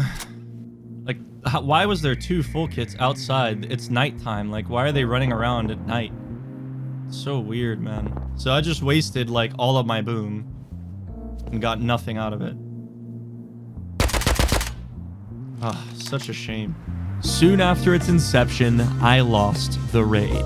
I should have just turned around when I heard footsteps inside, but I was prepared with a raid base, so I really thought I'd be able to pull this off. The best thing going for me was having them trapped in the base, but this quickly went sideways. 2 of them were doing something outside when I began raiding, so I instantly got pinched from multiple angles. They didn't really budge after this, so eventually I just had to turn tail and run. It was unfortunate, but I had to try something with those satchels. Just like my previous nights, before hopping off on a loss, I decided to do a bit of upgrading to the base.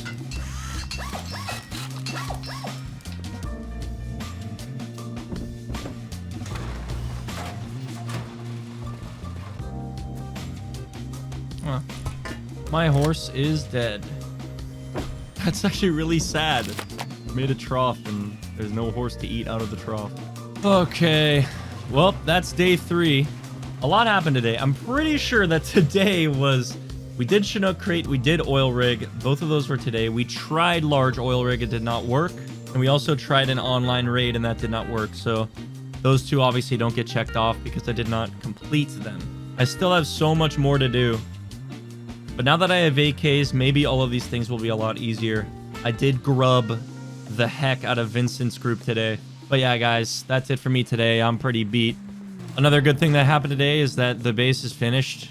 Just needs like a few more turrets and it's like done. So yeah, I think I'm gonna go to bed right here. And I just gotta pray that my base does not get offlined.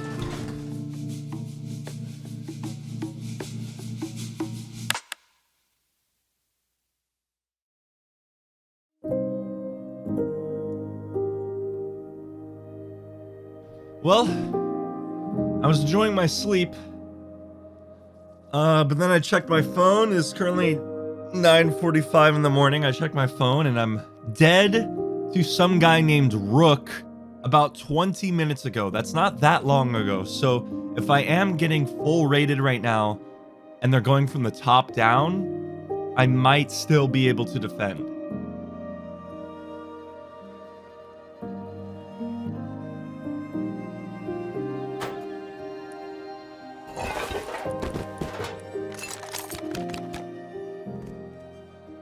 Okay, I just heard someone just walk in casually. Okay. Nah, I'm tired of this.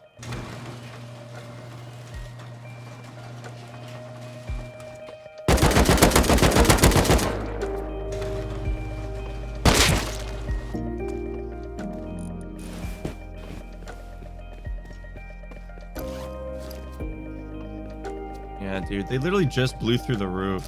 Of course, I decided to sleep up here and lost an extra AK kit because of that. There's 2. There's one in the locker and I had one on me, which is just so annoying. Okay, so they torched a wall, speared out a ceiling, got to my bed, blew up a garage door with rockets, or maybe, no, that's rockets for sure. And then they blew up a door. They blew up another door. Wait, they kept going. And they took whatever was in there, which was like some metal fragments and a Thompson. Bro. Come on, man. Like, I wish I just slept in the core. I would have saved myself at least 1 AK kit. Well, at least I'm not full rated, I guess. I technically just got offline rated, but luckily the damage was minimal. Losing 2 AKs is a tough blow, but I'd rather lose that than all of my loot. I immediately got on repairs, starting with my tower. This time, I made sure everything was sheet metal so people couldn't just spear in again. The good news was my turrets may have been drained, but they were not broken. So all I had to do was reload them.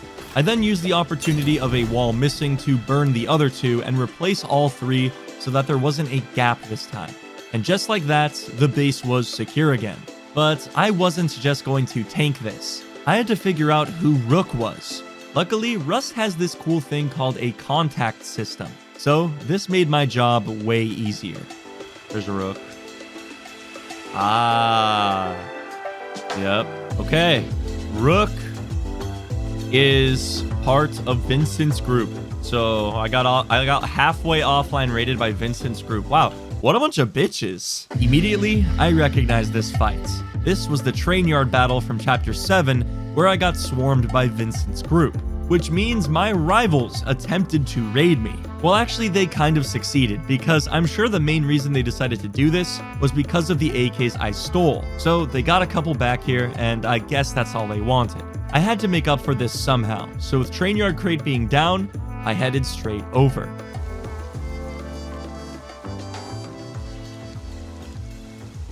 I hear him, just don't know where he is.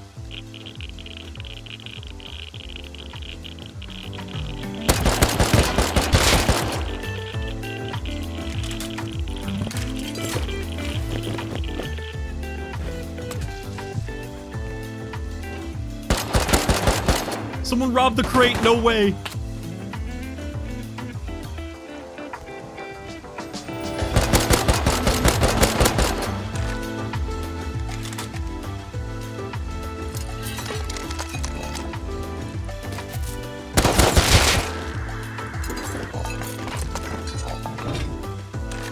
I was not letting that motherfucker get away with that. Hell no.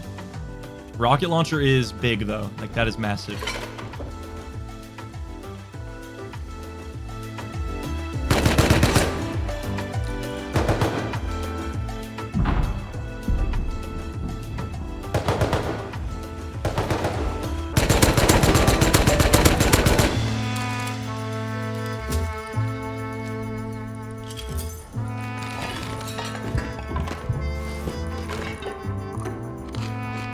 Dude, like, I just want to leave. Please let me leave.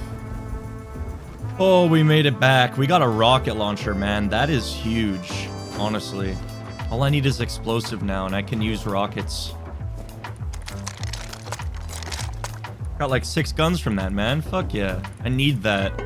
And with every victory comes farming.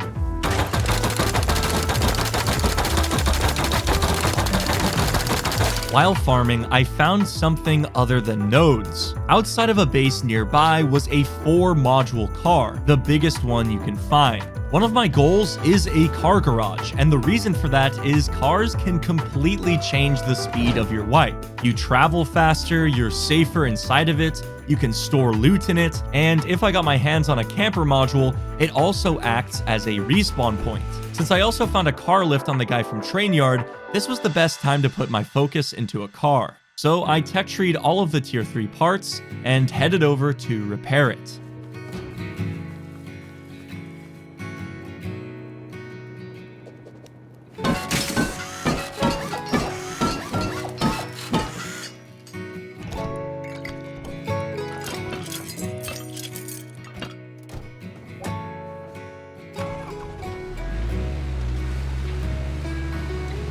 Oh shit, guys, we got a fucking car.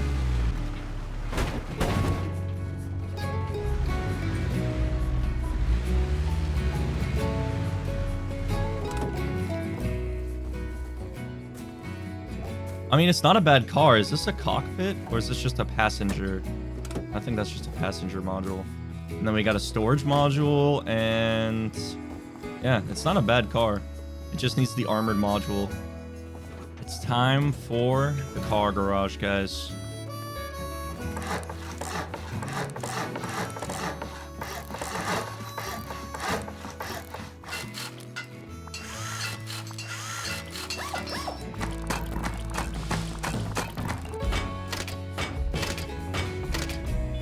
Nice.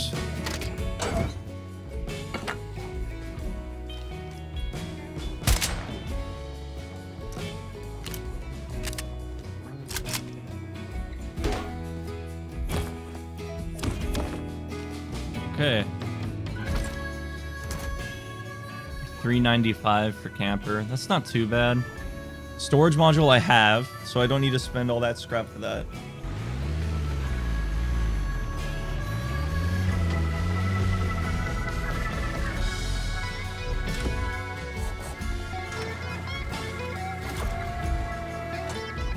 So I'm gonna take all of these parts. Oh my dude, that was sitting in here in the research table the whole night. I'm gonna go see how much scrap's in my shop overnight, I don't think much sold. I'm gonna put some more stuff in there anyway, though. 90 rockets. They have 90 rockets, and they spent like 7 on my base. I'm so confused about that. Scrap heli? I guess those guys are going large rig. Wait, they're like landing.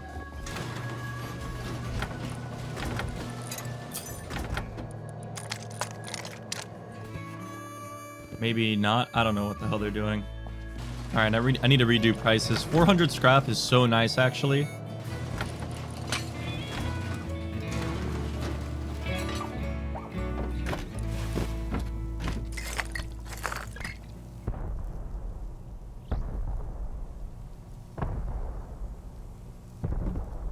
Dude, what is going on over there? Hold on. Hold on. Is Vincent getting slammed? Was that what that scrap heli was? Oh my god, what is happening? Wait, all of the rockets are missing. All of the rockets are missing.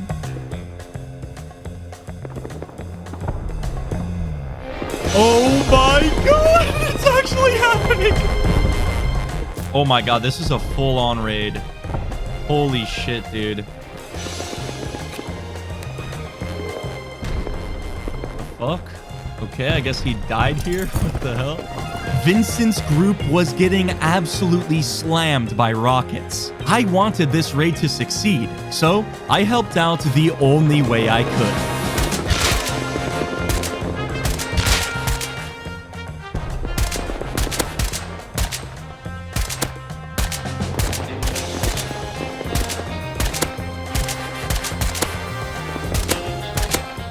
I'm just trying to help the raiders out.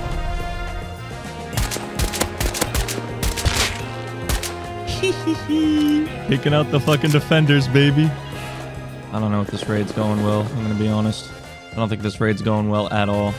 After taking out a couple of Vincent's group, nighttime quickly fell. From up here, I couldn't see anything, so it was on the raiders to wrap this up. However, it didn't sound too good. When I started cover firing, the defenders were already pushing up on the raiders, and rockets were slowing down a lot. So I headed back to base, depoted the MP5 set, and then I came back as it turned morning.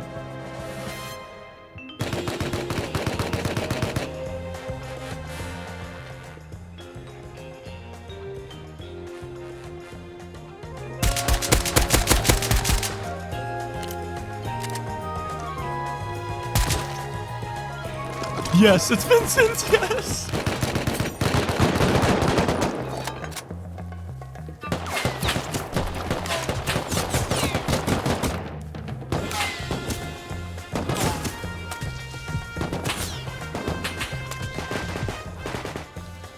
That's probably more boom.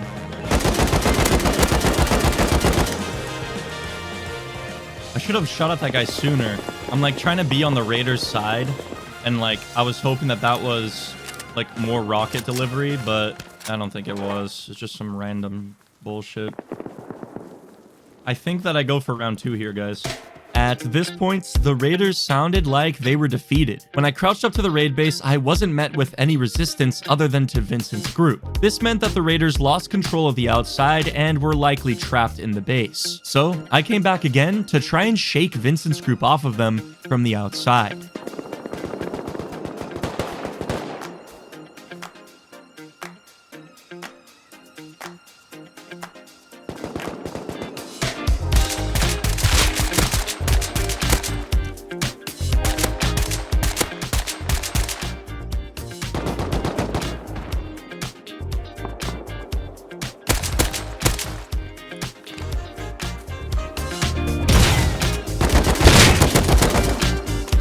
God.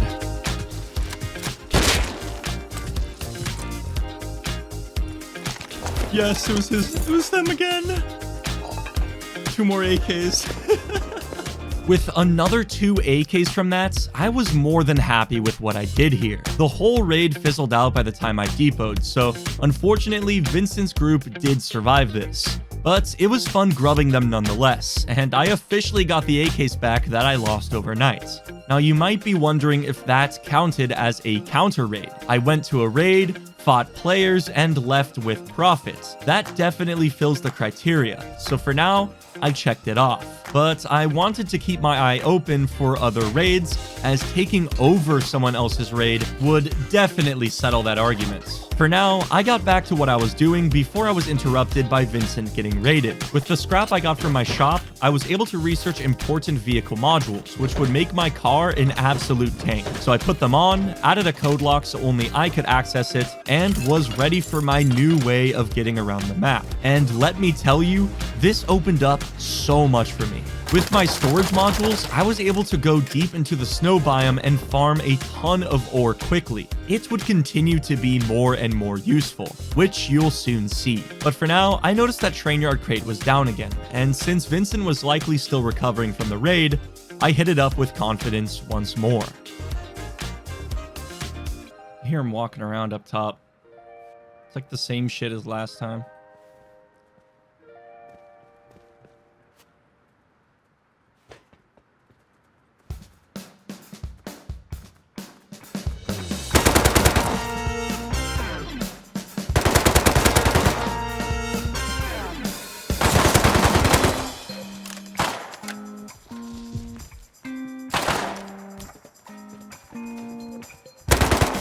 Oh my god, dude. There's like 3 of them. He has a parachute! Yes! I've been wanting to do this for a while. I can't believe there's fucking 3. Oh my god. Dude, there's so much loot.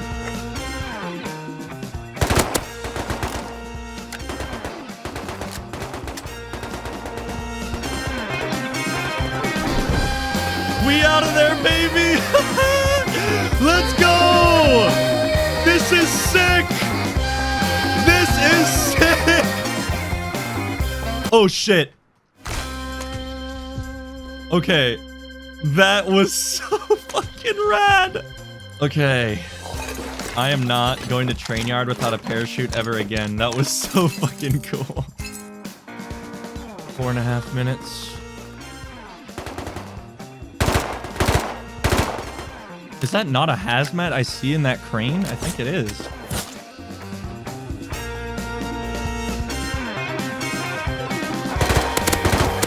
Oh my god! Oh my god! Burst is broken!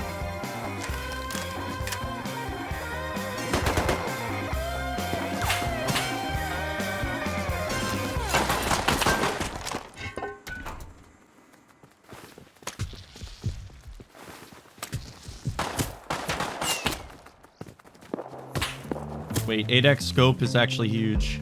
I didn't get explosive though. Like, I really need an explosive. Once again, I won a Trainyard Chinook crate fight. As fun as these were, this was my last time I'd be visiting this event. I'm at a point progression-wise that spending my time elsewhere would likely be a better use of my time. However, make sure you remember these 3 names from the trio I killed at the top of the main building. I'm going to call them Albert's group. They'll make an appearance once more later in the video. Anyways, once when I got home, I tech treed the camper module and crafted one so it was ready to go. But for the next task I was going to embark on, a car was not going to be useful.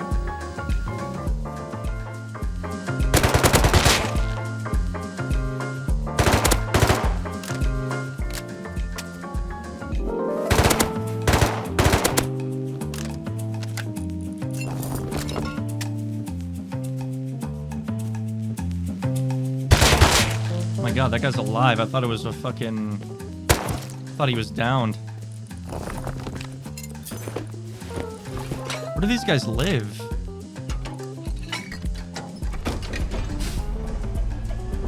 Watch out, bear! That's unfortunate, bro. He hit me in his death!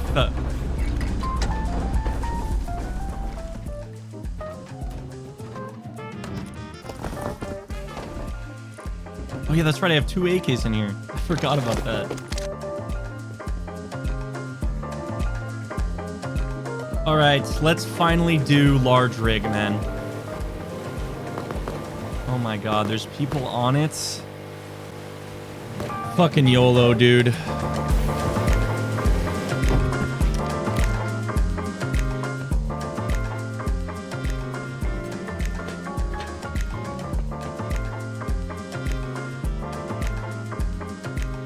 There's some Tommy guy on here. I don't know if there's more than one, but I know that one has a Tommy.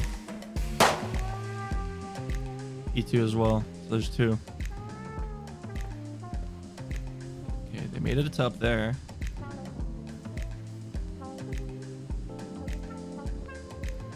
Not in the vents. Very interesting.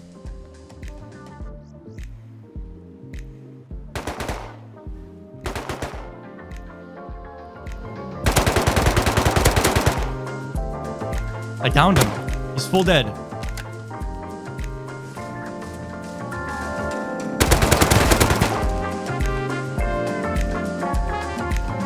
Holy shit, man.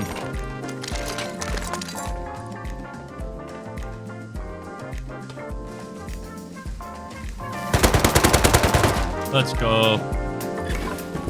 Holy shit. I don't have a P2 body. That's the only thing. But I'm going to go depot first. I have way too much shit here to just stay. I think I played that perfectly, though. I genuinely think I couldn't have played that any better than I did.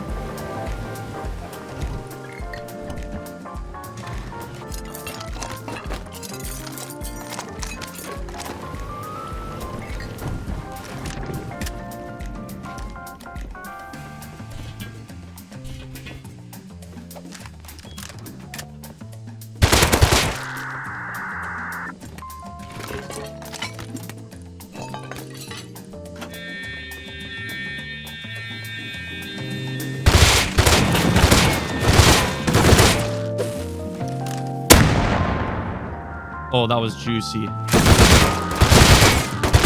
Holy. Literally down to my last magazine. Nice, dude.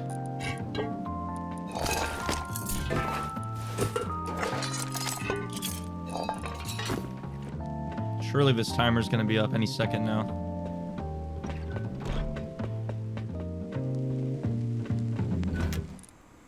Ooh. Not bad, dude. AK LMG, not bad.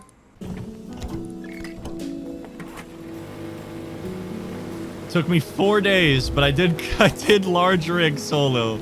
Oh my god. Now I can just fully focus on cargo ship as like the last water events. Let's fucking go, man. I'm so happy we finally did rig.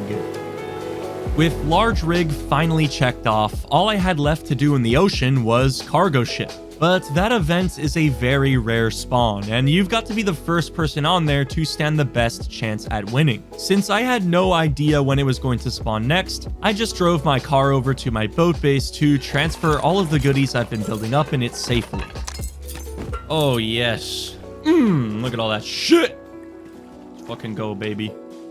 You guys may notice that progression has been pretty steady. I didn't get AKs first like 2 days. I tried so hard to get an AK on day 2, but it just did not work out. But then I got an AK day 3, and I've finally done large rig. Haven't done cargo, which is better than rig. Like, I feel like the progression in this has been so natural.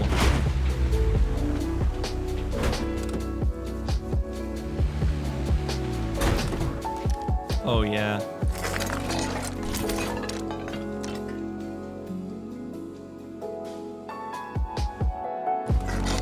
Oh, yeah. I can make so many turrets now. Oh, yes. Everything's working out, man. 16 diesel. Holy. I don't think I'm going to take all of that to excavator. I'm going to sell all of these red cards because I just don't need them anymore because I do not want to do rig again.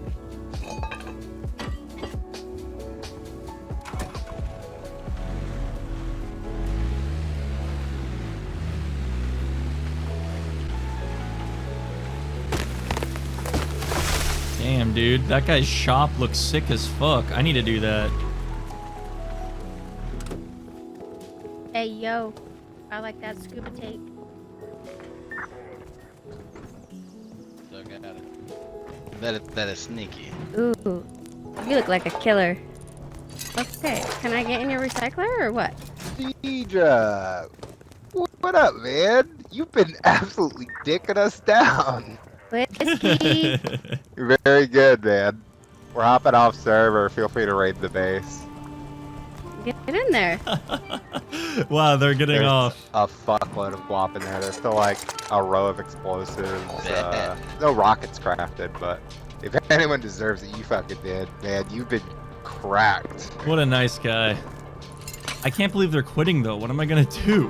While on a recycle run at Outpost, I ran into Tinkerer Red, the first person I crossed paths with in the very beginning from Vincent's group. And he just told me that his team is quitting. He could be lying, but he really had no reason to. Just from his tone of voice, it sounded like he was telling the truth. After all, his group did just get online raided, and many players, including myself, wait for that to happen in their wipes, and once when it does, that's how they close it out. So upon hearing this news, I was relieved, but as I thought about it further, I was kind of upset. Over the past 4 days, I've been building up a rivalry against Vincent, hoping that by the end of that rivalry, they'd be the group I would defend an online raid against. But now, that was all out the window. This wasn't the epic victory I was hoping to achieve from my rival. So with Vincent gone, I was going to have to figure out a different method to fulfill this goal. For now, I headed back home and added the final piece to my base, the wind turbine. With this, I could power the remaining turrets I needed. I then researched AK and MP5 so I didn't have to worry about those breaking anymore, and once when I repaired all of my guns, I felt like I was ready for a big journey.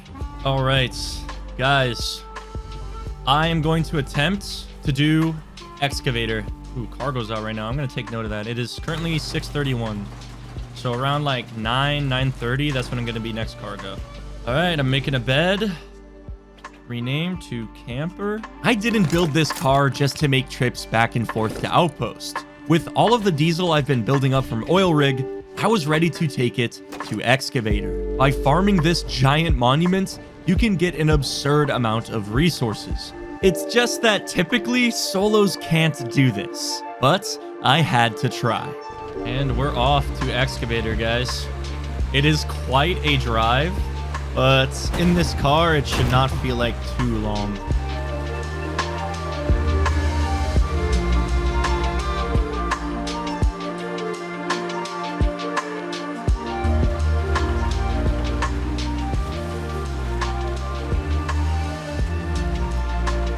All right, I'm finally in the desert. It took a while, but I'm here. I'm kind of hoping this will be like a little bit dead because, like, I mean, what the hell is out here? Nothing.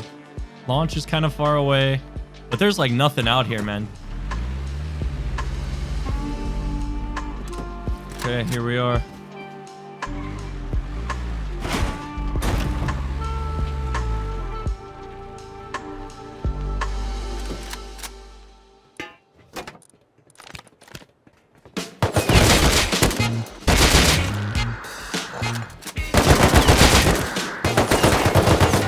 Oh no, that is not going to be ideal.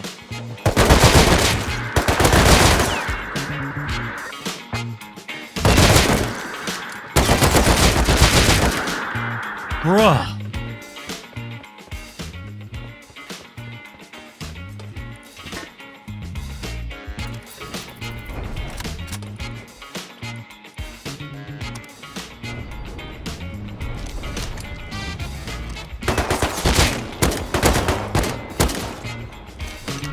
Let's go, baby. We're getting metal. Hell yeah. Yeah, I literally don't see a single clan base anywhere. This is great. I would have expected one to be down there with like a hemp farm and stuff. And maybe there was at some point in this wipe, but people just give up so fast. Yeah, look, there's a decayed base over there. That could have some juice. Oh my god. That is so quick. 4K metal frags like that? Like it's nothing? Oh yeah, and I can also do the airdrops. I need to be doing those. Bro, the metal I'm going to get from this is going to be ridiculous.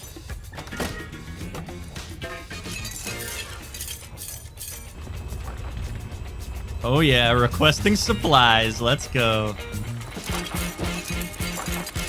This is fucking crazy.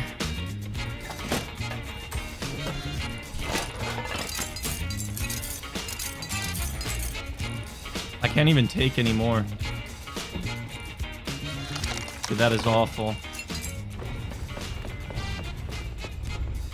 Yeah, that's all I'm gonna do. I think I used like 5 diesel for all of that metal. It's all I can fit though. Like, I'm full inventory. It feels illegal to have that much metal in like 20 minutes.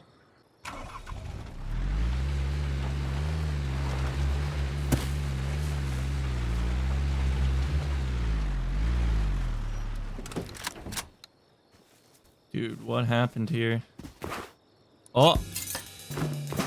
Oh, dude, no. Nah.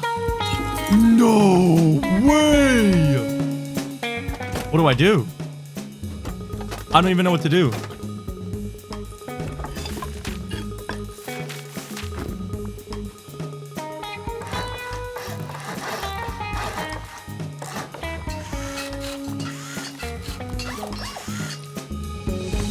Oh my god. Holy shit.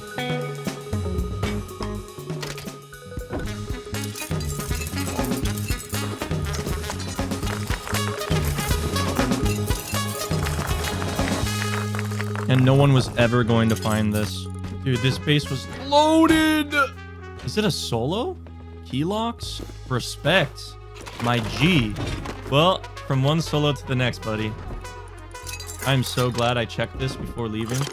It turned out that the decayed base I saw from excavators still wasn't looted, but I physically couldn't carry all of this. So I drove home, depoted what I could carry so far, and headed back with storage modules instead of a camper van. What the fuck is that? Oh, it's a balloon.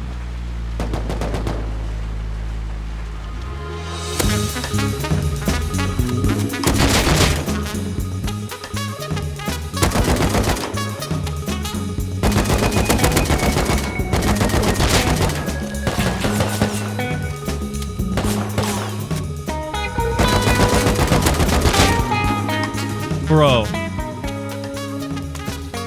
What the fuck?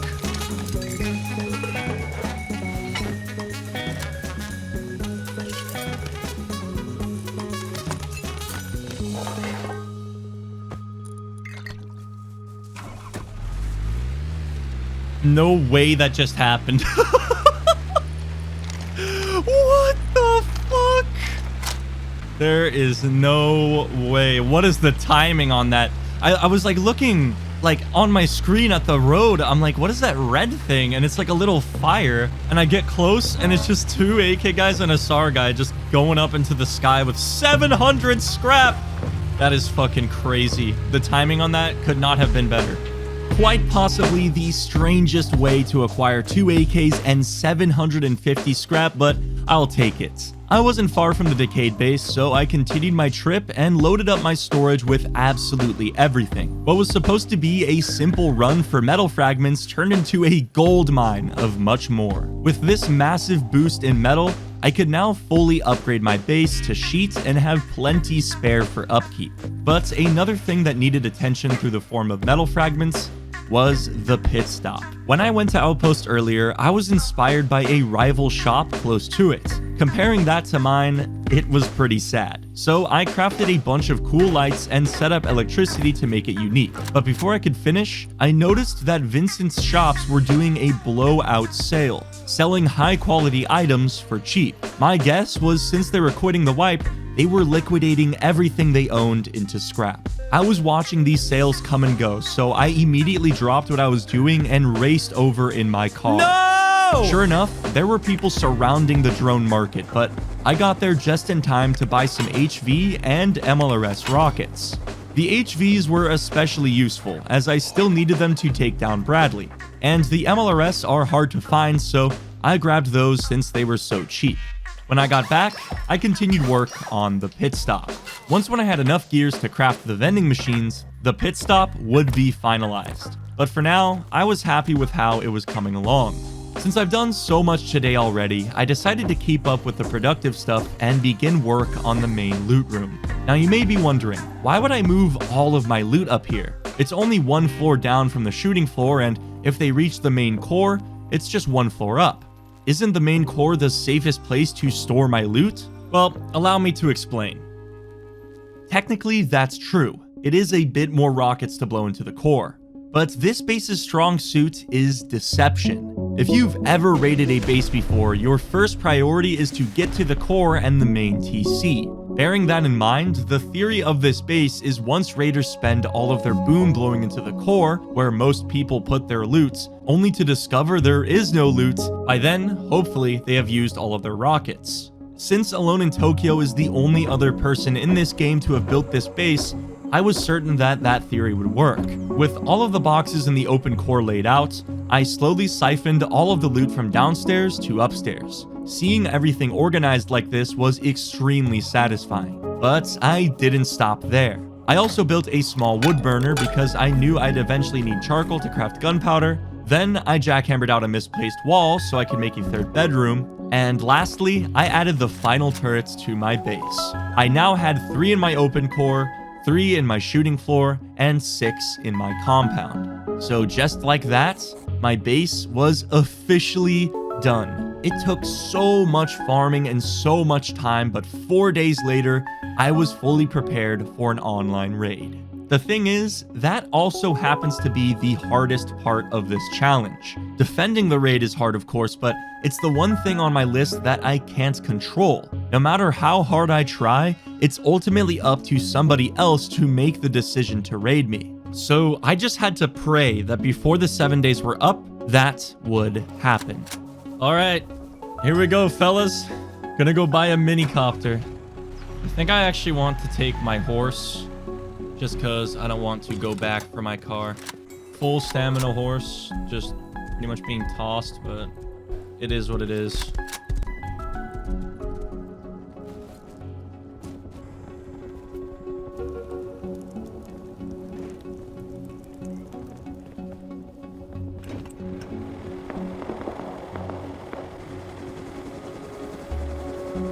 Oh my god, it feels so good to fly one of these. Okay, you know what? I'm really excited for this because I'm about to see my base. Oh my god. Look at what we've built, guys.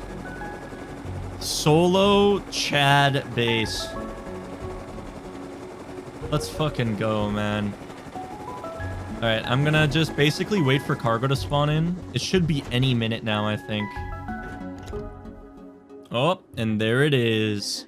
Looks like it's top of map. That's perfect. That's actually perfect. We gotta go. So I'm gonna save you guys the suspense here because this video is getting really fucking long. Cargo was a waste of time. Normally, I would have just left this out of the video, but cargo ship is one of my objectives, so I owe you guys an explanation on what went down. I got to cargo first, cleared out most of the scientists, and just held the top. But within 5 minutes, I saw a heli coming in.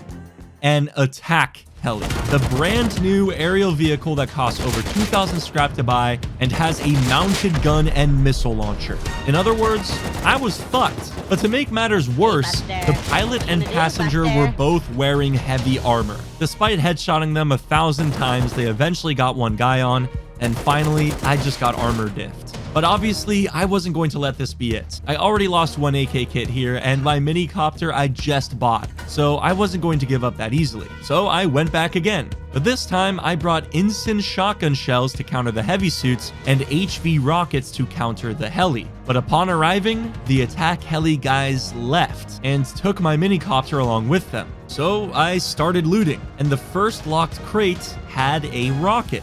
In hindsight, I should have just left with this, as I needed an explosive to start rocket raiding, and I could recycle the rocket for that. But then I saw them coming back for round 2.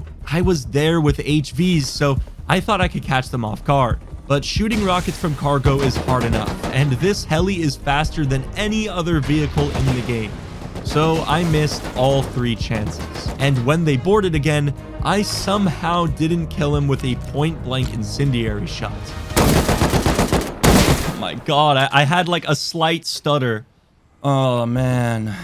So even with the countermeasures, I still lost. Obviously, this really irritated me. Winning cargo would have been great, but I decided to check it off anyways because I didn't really have any reason to go again, especially if these guys were going to be there. The main reason I was there was for the explosive, but there's another method to get one that's almost guaranteed. So that was going to be my next plan of action, but it would have to wait for tomorrow. It was getting late, and after this loss, I just didn't feel like playing anymore. Hopefully, my base would survive overnight.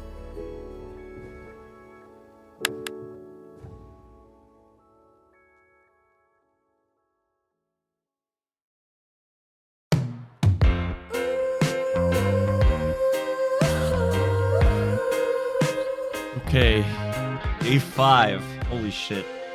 We're actually getting close to the end here, but are we rated? Okay.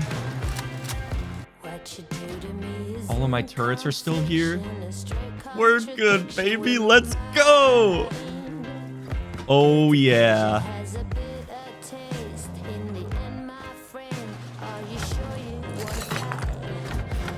Damn. I made some profit. Wood burner did good as well. Nice.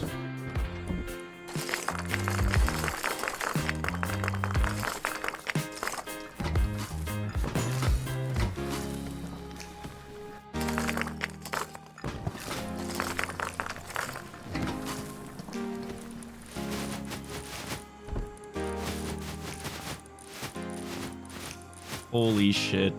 All right, now that's done, I think I am ready to take down Bradley. All right, I've got everything crafted up. 8 rockets, extra kit, so I'm all ready to go. Another good thing about doing Bradley is A, it's not just part of my checklist, but it's also gonna get me explosive more than likely. If I just get 1 instant rocket high velocity crate, I'm gonna be chilling.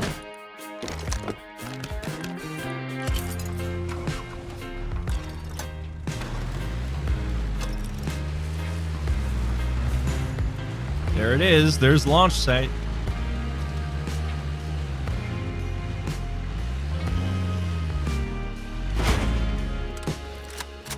Okay, I think that's a good spot. Dude, and Bradley's just coming straight for me. What a nice guy.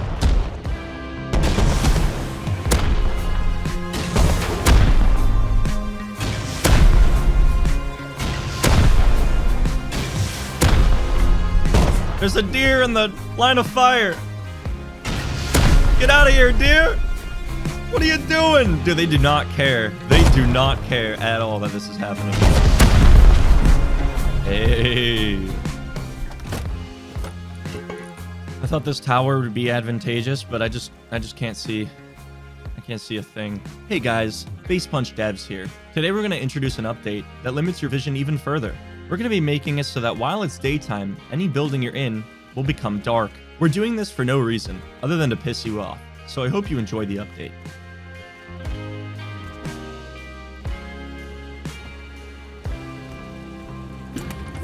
Yes.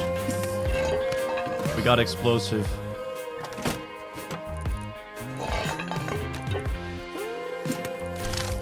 Dude, what is that? That is horrible. I mean, we got 5 more MLRS. We'll take that. The rest of it was pretty bad, but at least we got instant rocket. That's what we came for. I was really hoping for like something cool, like an M2, but evidently not today. Although the Bradley loot wasn't anything special, it did give me what I came for, which was incendiary rockets. So on the way back home, I stopped by Outpost to recycle one for an explosive.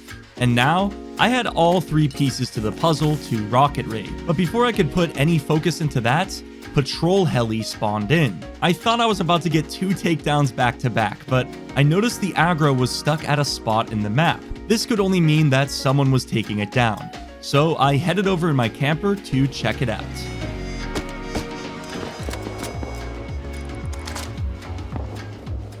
Hear a bolt.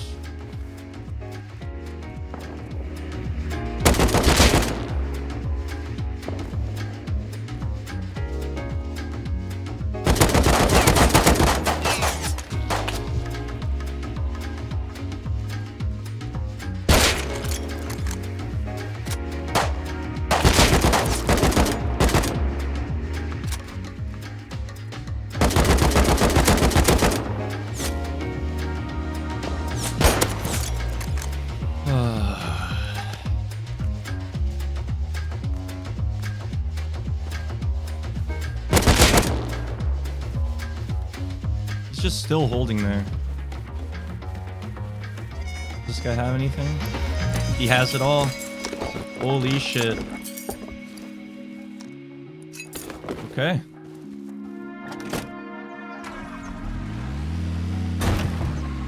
We got heli, baby. Let's go.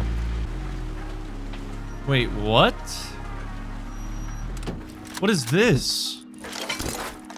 I didn't call this in. There's just an airdrop landed outside of my base. That is the weirdest thing I've ever seen.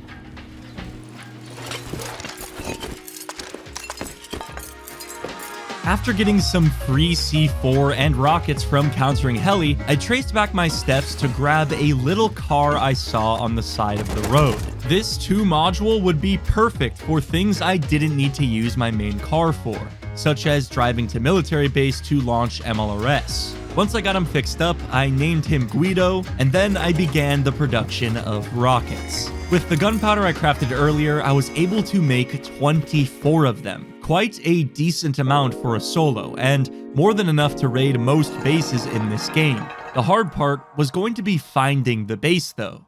You may be thinking that the choice is obvious. I should give the 3x3 I fail raided a second round. With a turret on my raid base and rockets, I could easily blast through that now. But trust me, I checked on it. And when I did, I noticed that the armored door through the front door was missing now. This raised the flag that they possibly moved, and upon investigating the area further, a huge new sheet metal base popped up down the hill. And guess who the roof camper was who killed me? Yeah, Sayatom moved bases, and there was no way I was going to raid their new one successfully. I needed something much more manageable for a solo, so I kept the task of finding that base in the back of my mind. But for now, there is an objective on my list I still haven't done, and it's one that I should do now before I got way too loaded. The coaling tower. Many of you may not even know what that is. Well, it's this big building right here that got added to Trainyard a few months ago. It's got a really unique feature tied to it, which I'll let my gameplay soon explain, but despite it being out for so long, I've never really done it to its fullest. So in preparation, I parked my camper right outside of it. Then I got to work to see if this was worth doing. All right, I'm going to try and find as many train carts as I can and get this going. I see one already. Ooh, and I see a locomotive. Perfect. What's this one? A shit ton of sulfur. That's like a full sulfur cart right there.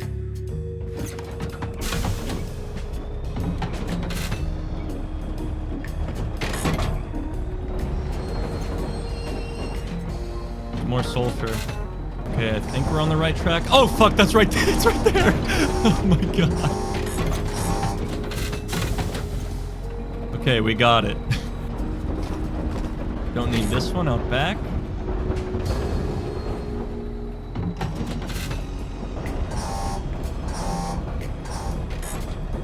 All right, we got number 3.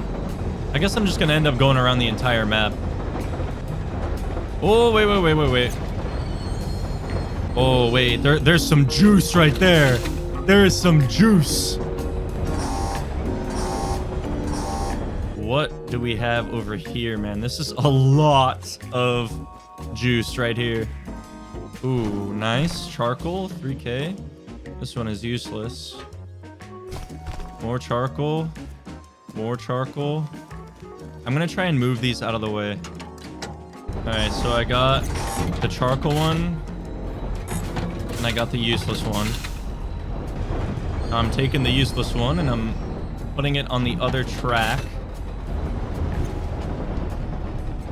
So that I can uncouple it. And now I don't have the useless one anymore.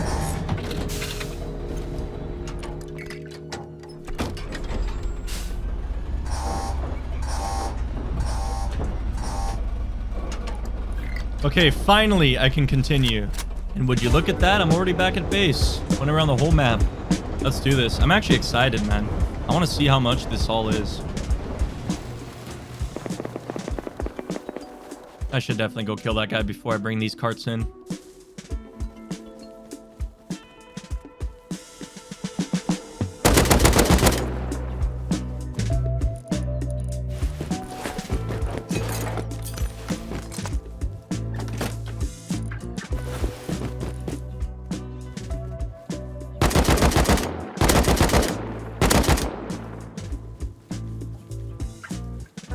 he's got a pump. Albert Einstein. I recognize that name. I've been fighting him. He's got to live somewhere west. Those are the people I 3v1 on the top of the main building and then parachuted off. That's definitely them. And I fought them before. That wasn't the first time. Okay, I'm gonna start this. What a freak. He's back again with a pump. He's back so quick with a pump as well.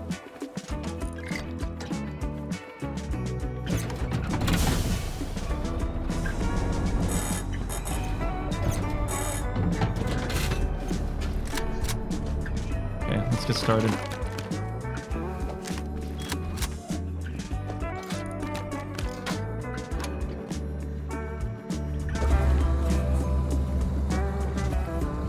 Damn, it is sucking.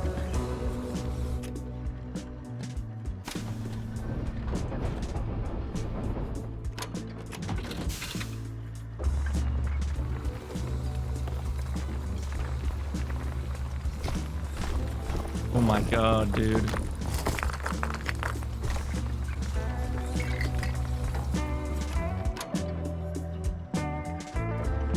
I mean, this is cool, but like, it's just, it takes so much time to do all this, to gather all of the trains. And then the trains are sometimes like not even good. Well, that's that. I'm done.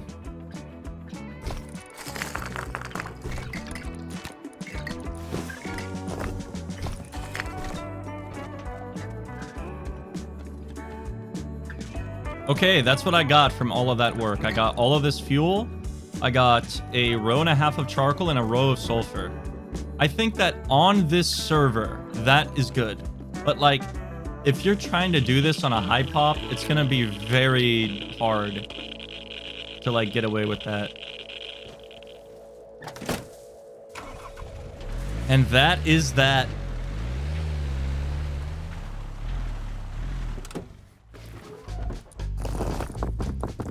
So I did the coaling tower objective, and I have to admit, it was a fun way of farming. But like I said, this is only worth doing if you're on a less active server. Because if the server was higher populated, there's just simply no way I could have gathered all of those trains without getting jumped.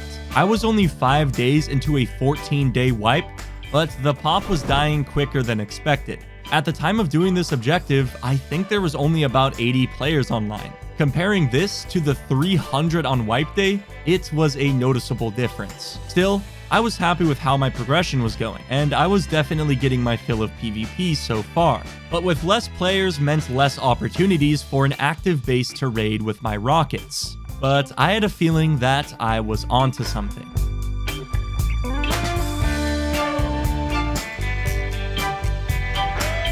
Dude, I've actually had to start recording all of this footage on a separate drive because my main recording drive, which is a terabyte, is just full. Albert Einstein, where do you live? Active furnaces in here. This could be a juicer. I don't know who exactly lives there, but if I had to fucking guess, it would be Albert. No external TCs, so if I get to TC, like, I'll be chilling. Earlier in Trainyard, Albert Einstein from Albert's group came by with 2 pumps to grub me. He ran over from the direction of the base I was at now, and if this was where he lived, it would all add up. I didn't hear any footsteps while I was there, but I did hear an active furnace inside, so they were probably online. I wanted to make sure they were. So now that it was day, I spawned over there naked to not only check, but to also confirm I could build a raid base where I wanted to. All right, there's all of the raid base supplies, but I'm gonna put up my kit real quick because before I start the raid, I'm just gonna spawn over there and check it out, see what's going on. They're in there right now.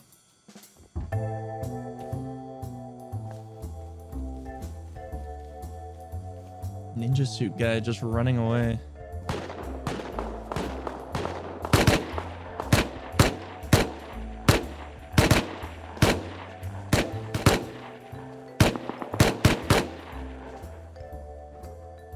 I mean, Dude, listening in, there's just not many garage doors in there. Dude, this is gonna be so hard. Like, this raid is gonna be so fucking hard. I just gotta send it, though. Okay, yeah. I'm gonna build it, like, right here. Have turret face front door. I don't think they can even, like, leave if I do that. I don't think they can even leave the base. I saw them run this direction with full kits, and now they're, like, running this way with, like, random shit, so I don't know what's going on. Did they take this over? Probably. This is definitely what happened. They, like, took over this base here. Who's outside my base?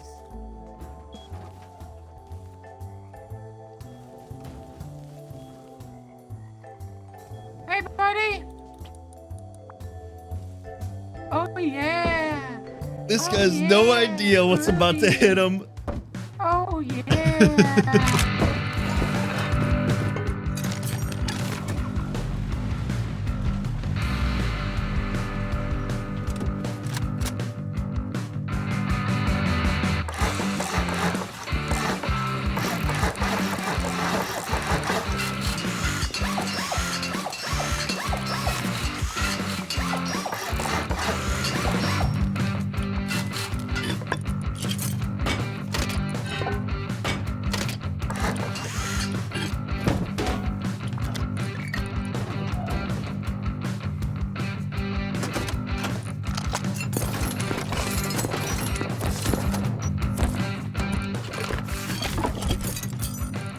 Holy shit. The raid base is good.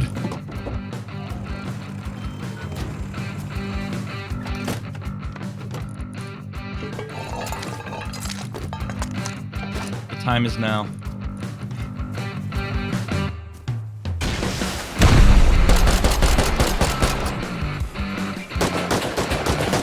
There's a shoddy trap right there, bro.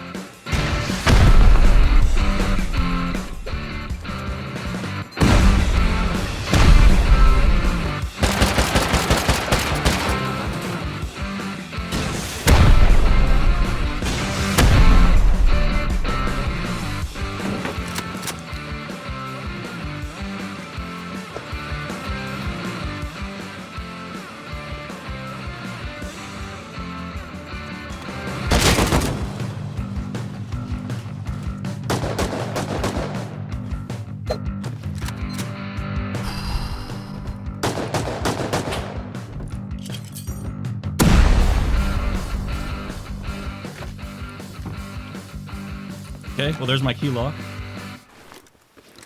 Oh my god, I can't see.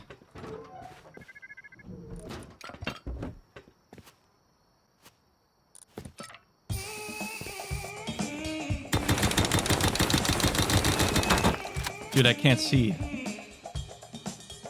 This is bad. Oh my god, I gotta hope and fucking pray to Jesus. Oh my god! Dude, this is the sketchiest fucking shit right here.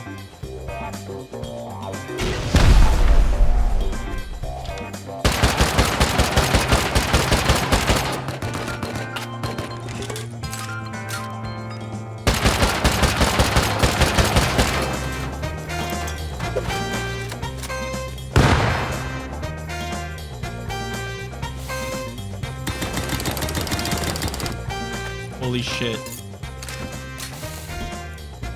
I need to make sure that I'm ready. UTC.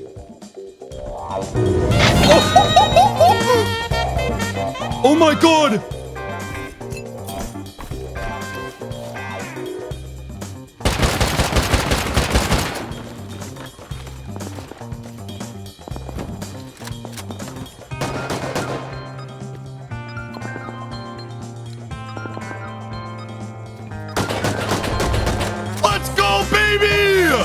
Let's go! Online raid! Online raid! We fucking did it! Oh my god! Dude! We did it! Oh my god! Oh, dude! Let's go! I gotta lock this down, though. I am not done locking this down. Look at the clumps! The components, dude.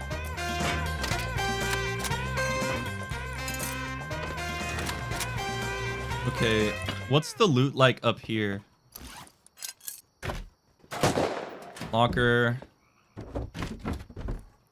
400 crude. What the actual fuck is up with the yellow berries? Holy, so much stuff everywhere. There's just so much everywhere. Those are weird looking. Dude, I could start my farm with that.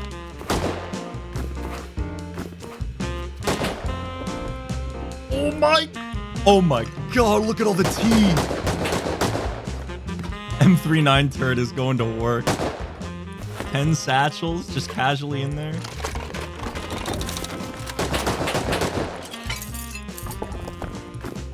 Genuinely, I couldn't ask for something better than that. Like, I cannot believe what just happened.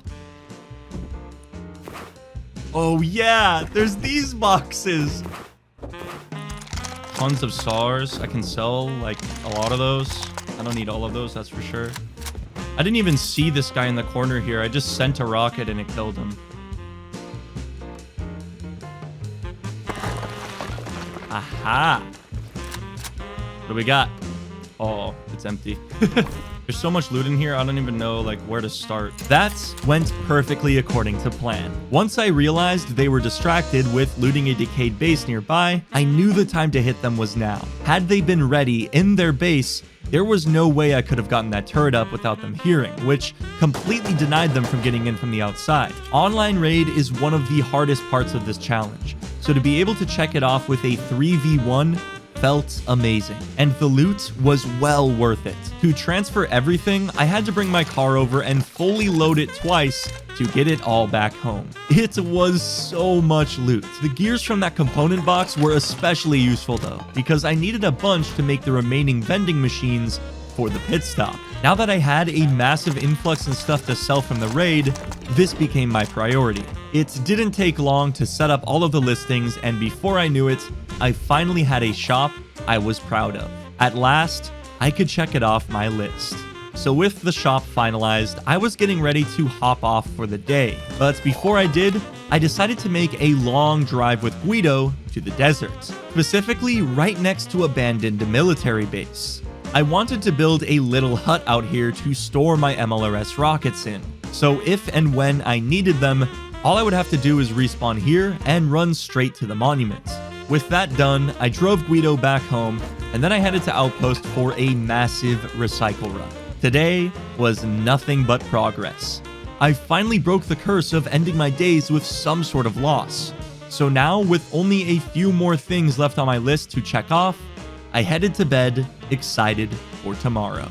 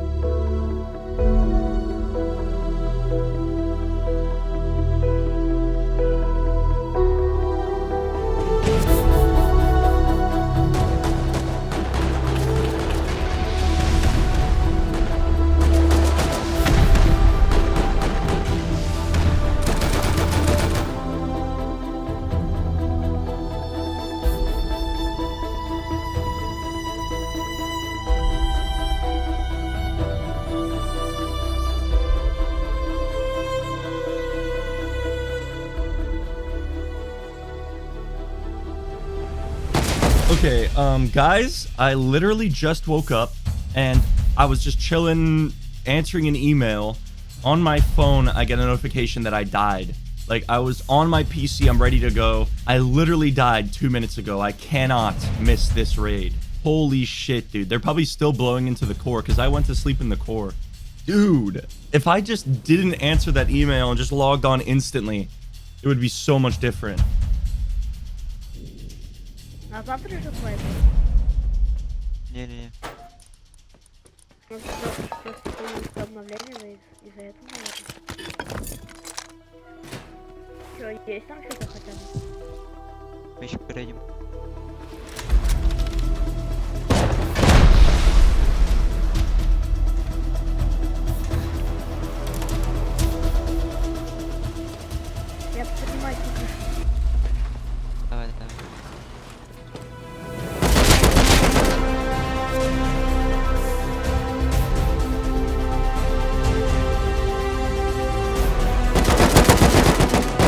my god.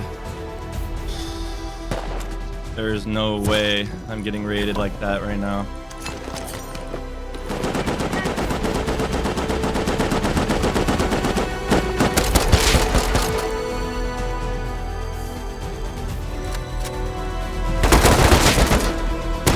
Oh my god. Fuck these guys. You're gonna get shit on.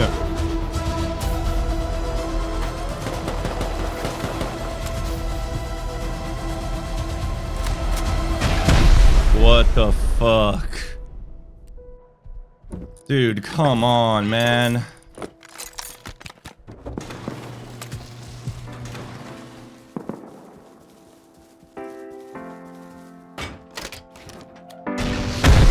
Dude, like, this guy is so lame.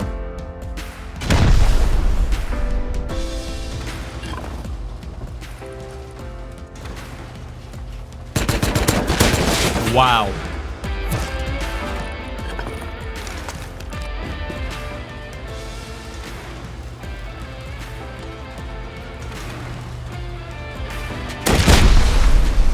I think this guy's cheating.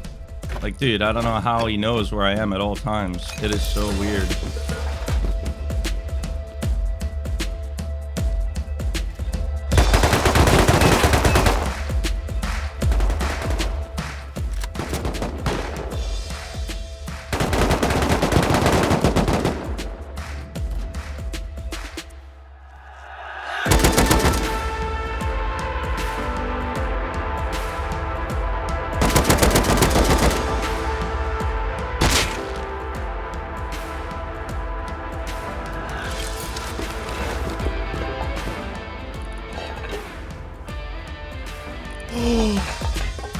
He died.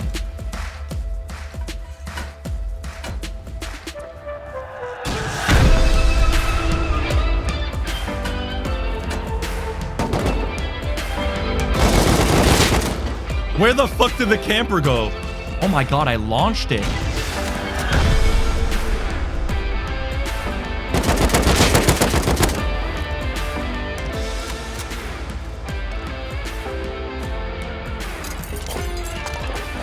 Yes.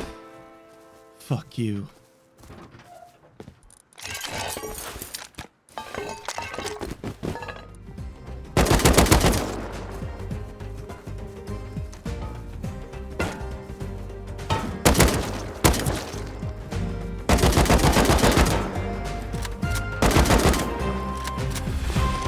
Oh my god, dude. Oh my god.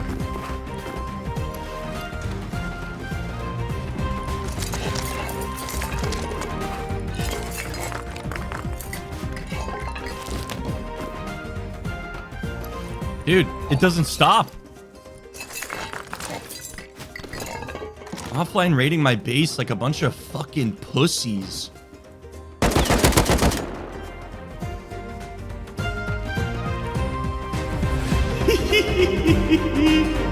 Fucking later. Dude, someone pulled up and clutched up and killed some of them, man. I heard someone with an MP5 pull up. Let's fucking go. We got the raid defense. We got the raid defense. I just heard a mini land in like the forest.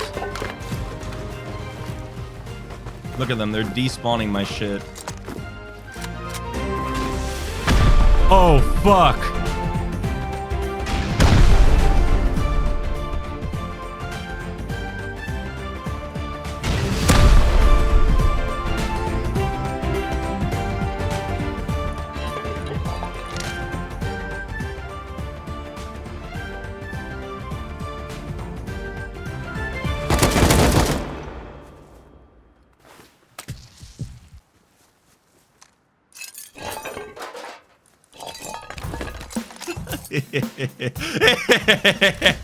Fuck these guys! Where's that mini copter at, baby? Oh no, I need to seal.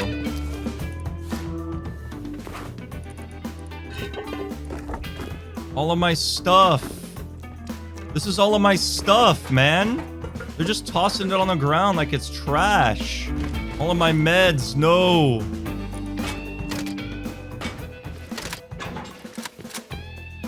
I don't think they got anything. Like, I think I got it all back.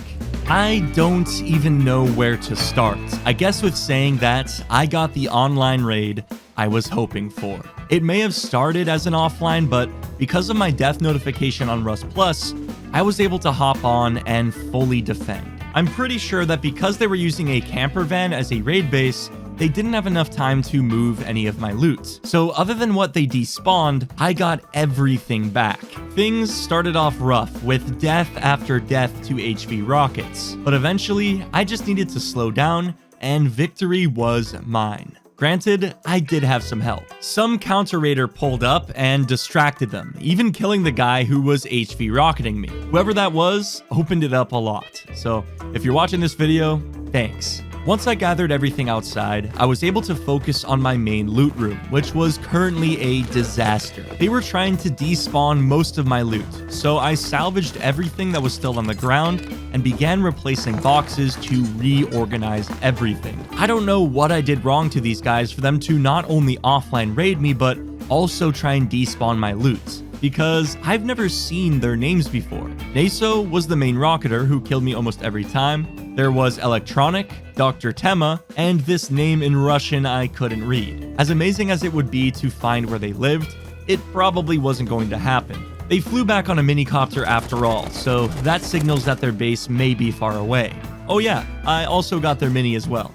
My base may have been thrashed around a bit, but I profited tons of gear sets, raid supplies, and I checked off raid defense from this, so I couldn't be happier.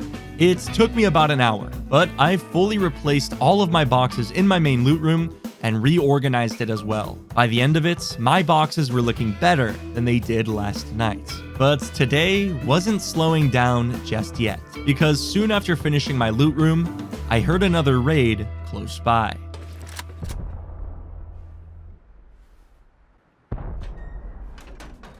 Is that who I think it is? I mean, these booms are like directly where Sayatom and his gang lives.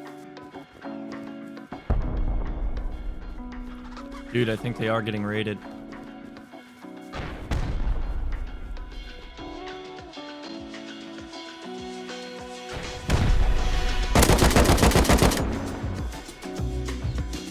How did they even get in? Did they mini in? I think there's only two. I think there's one raiding and one covering up top.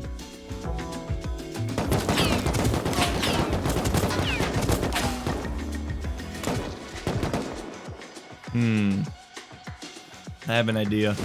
It's a pretty fucking crazy idea, but it's an idea. Somebody was raiding Sayatom's base from the top down, and they got there using a minicopter. Now, I wanted to counter this, but if I took my mini and tried to land up there, I'd just get drilled. So, I had to create a distraction. It might be a bit overkill, but it was worth a shot. Before I do this, I need to spawn back over there and get a more accurate mark on their base. No! I couldn't get close enough. Oh my god, it's them! Dude, these guys failed one offline raid and it's straight to the next. Dude, these guys are have some of the lamest playstyle I think I've ever seen. Oh, let's offline raid the solo. Oh, he's online now. Let's go offline raid another group. The stakes just got higher. I was gonna hit these guys with everything I had. Yes. Yes, right there should be good, yes.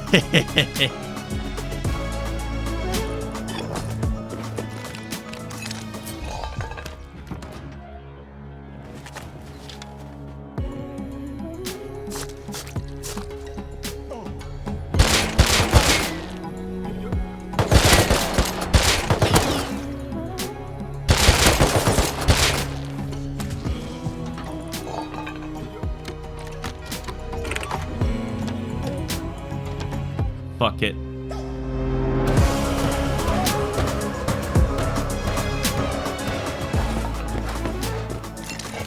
Oh my god, come on, come on.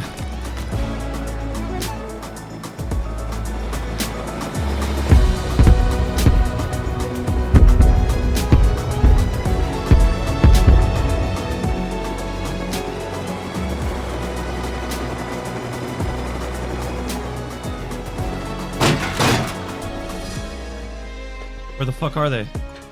I mean, my mini is just griefing me.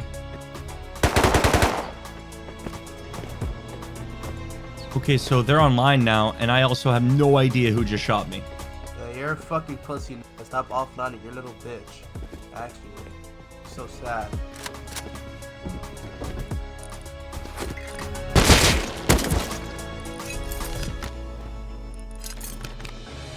Holy shit. Oh my god. Dude, I'm pretty sure my MLRS just completely missed, and that was just a huge waste, and these guys, the raiders aren't even here anymore, bruh. You've got to be kidding me with that.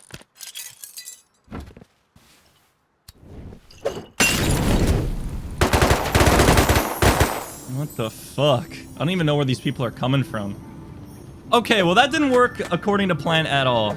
As kick-ass as it would have been, my plan was a fail. My rockets didn't hit where I wanted them to, and the raiders weren't even there anymore. The only players left were the defenders, who were just hopping on as I got there. I couldn't believe that Naso's group went from fail offline raiding a solo to following up with another offline raid 30 minutes later. That playstyle was just so slimy to me, so I may have just wasted all of my MLRS and my minicopter, but it was worth at least trying. So with that raid wrapped up, I decided to cut my losses and put my attention towards something a little more relaxing. With everything that has happened on my journey so far, I've had a lot on my plate. In all of this chaos, I've put one of my goals aside for far too long. It was time to lay down my AK and pick up my hose tool, because for the rest of the day, my focus would be revolved around farming. This wipe has been flying by, and I still haven't built a farm. Since tomorrow was my last day, it was too late to build the farm for its resources. But it still wasn't late to build the farm for what it had to teach me. As someone who's been playing Rust for 7 years, I still haven't learned how to cultivate. It's more advanced than just planting seeds, watering them, and watching them grow. I wanted to learn how to crossbreed and form the perfect clone to produce the highest yield. I had no idea where to start, so for this task, I needed some help. To my luck, my girlfriend also plays Rust, and she's very familiar with this skill. So I hopped in a call with her, and she guided me through the process. Hello. Need a hose tool. I've never used this before in my life. Wait, have you never, ever done this shit? I have, like, never done this. What? What do these ones do? Fluid, switch, and pump, and combiner. What the fuck do I do with that?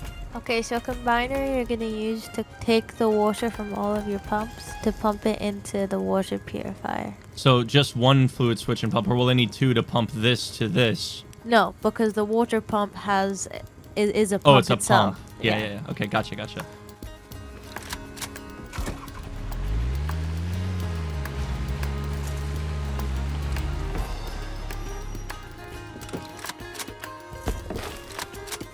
Nice.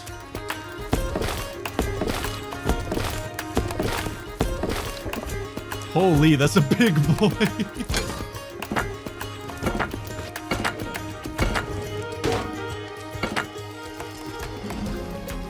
Okay. Water output.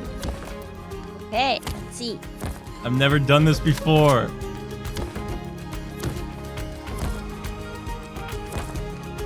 Look at that.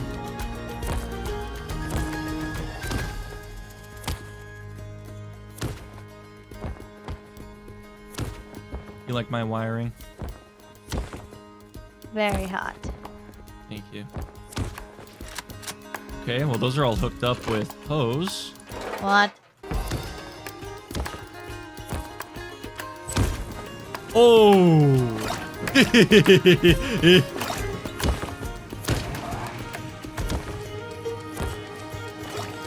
Oh, it's doing it! Oh shit. Yep, salt water's coming from the ocean, going into that barrel and into this one, and it gets purified. And then what, do I just turn that on and it should start doing it? Yeah, turn it on. Okay. Let's go. Oh my god. Let's go. I'm the best.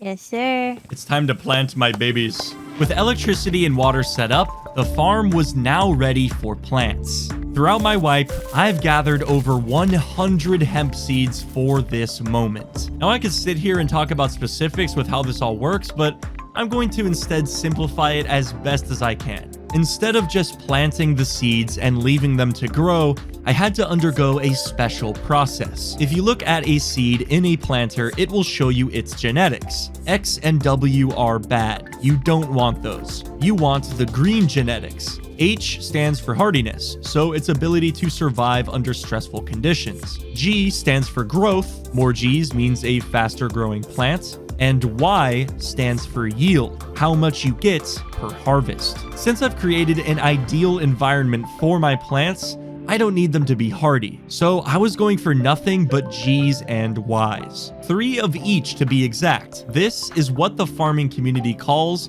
the God clone. Having this set of genetics means your plant will grow fast and give a lot of resources. But getting this clone takes a lot of work. Alpaca explained that I need to keep planting hemp seeds until I get 9 clones, where at least 4 of the 6 genetics are good ones, G's or Y's. Once I have 9, I have to do some crazy ass math to figure out how to crossbreed them into the God clone. But that would be way too hard. So instead, she showed me a handy site called Rustbreeder that does the math for me.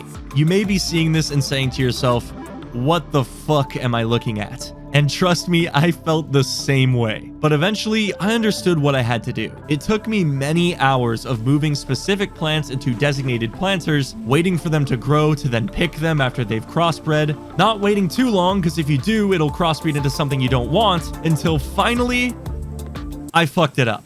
Oh shit. No, this was supposed to be a sapling before I placed the seeds around it.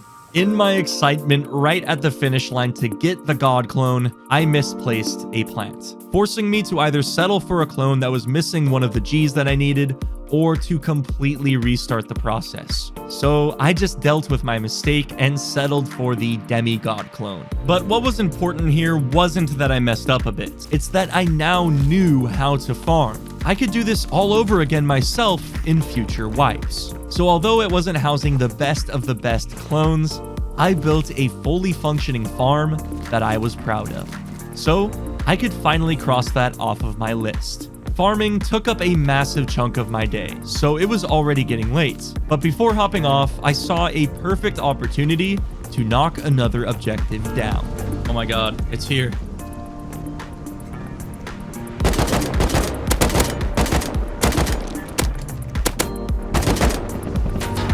Oi!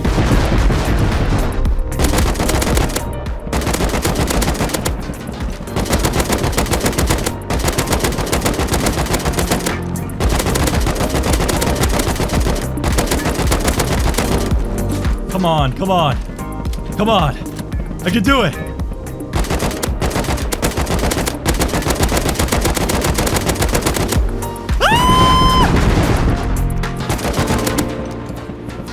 It's gotta be down. Let's go. Holy shit, dude. I finally took it down. Like, I've countered a heli, but finally I take it down. I'm gonna take the... I'm gonna, like, swing the camper out there.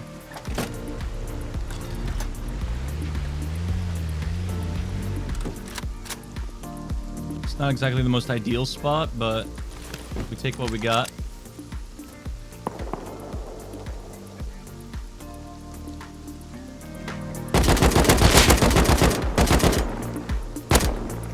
Night vision OP.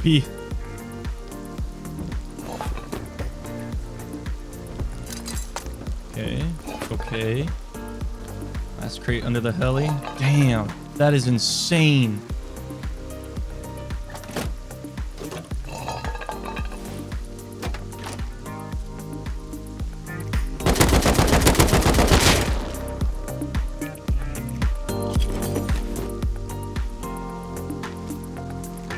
Oh shit, they had an AK. Dude, 2 C4 rocket crates. I got a full kit from it. Dude, I love that.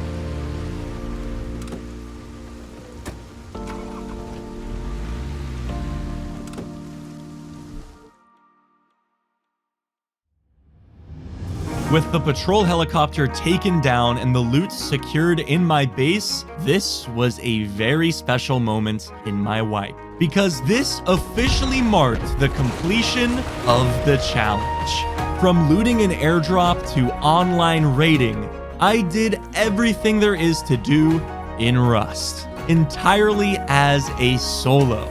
This right here would have marked the end of the video had this been a solo's journey too. But because I made some changes for this run, it wasn't over yet. I may have completed the objectives, but I still had 2 more goals: form an alliance and create a memorable ending to this story. Now, I don't know about you, but shooting down some AI wasn't exactly climactic. I needed something much more, but that was going to have to be my mission for tomorrow. After all, I still had 1 more day to complete these goals. So after I added a secondary compound with some extra stone high walls I had lying around, I took a look at what I built. From my starter, my boat base, the pit stop, my farm, the garage, and now my fully completed base, I had built quite the empire. No matter what happened next, I was proud with what I accomplished.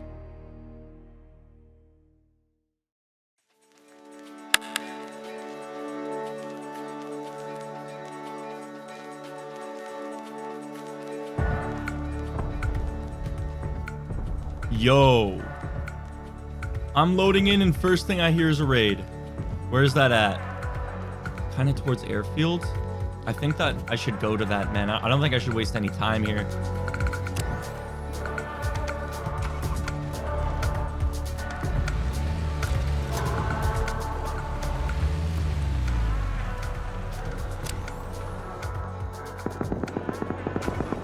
Here it is.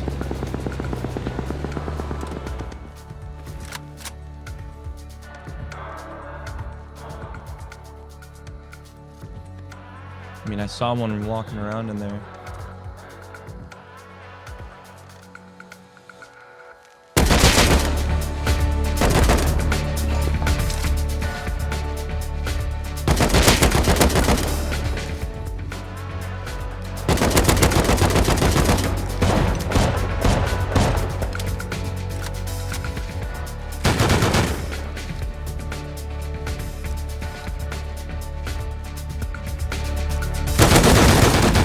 My God. Holy shit, there's a lot. It's the same offline raiders! Oh my God, this is insane. Are these guys offline raiding again? I don't hear anything like any resistance in that base. I just can't believe that it's them again.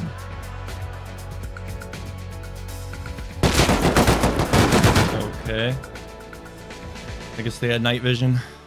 Wow, man. I got nothing to say about that. The same group offline raiding every single base. Like, zero shame. There is zero shame.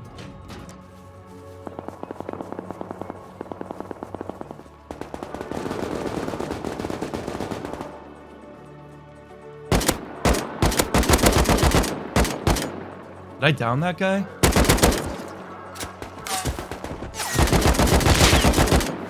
Okay, well, he's definitely dead now. These guys are like the worst raiders in history. I saw a full kit in like green camo right outside. I don't know where he went. Just can't like just straight up push in. I gotta make sure everything's clear. I think Defender might be online.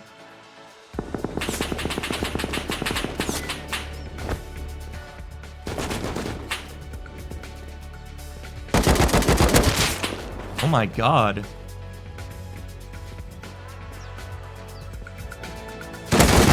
That guy's cheating. He's cheating. 100%.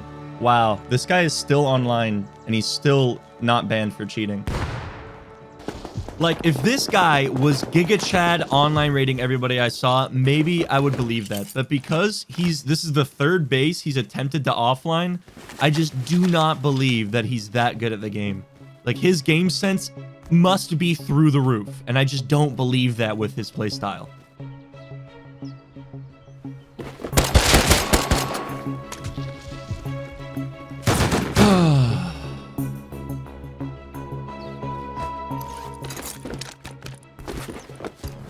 Dude, that's so frustrating. I almost had that in the bag.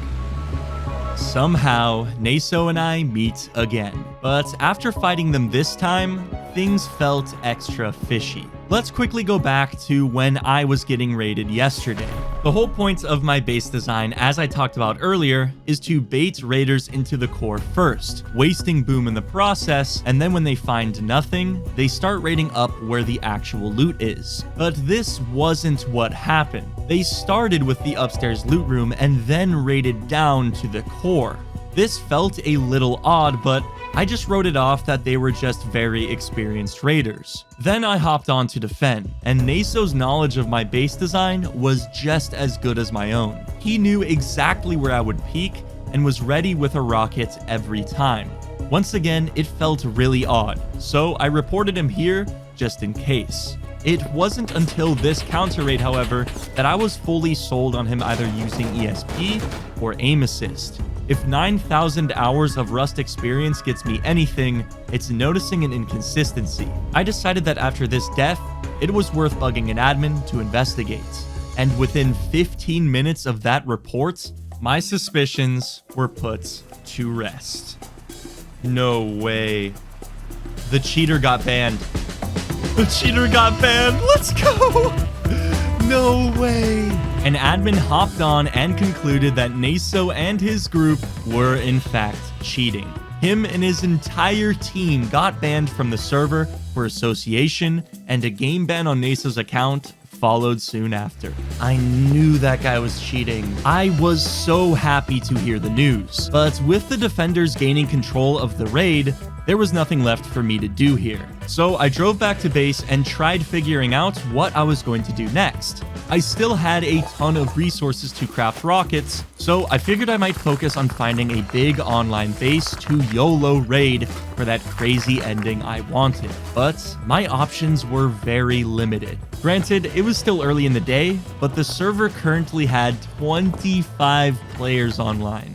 This was going to make finding an online base to raid even more difficult. But with a full day ahead of me, I had nothing better to do.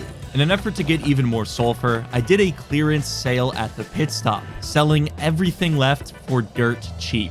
But when I went to go advertise it in chat, I was greeted with a familiar face.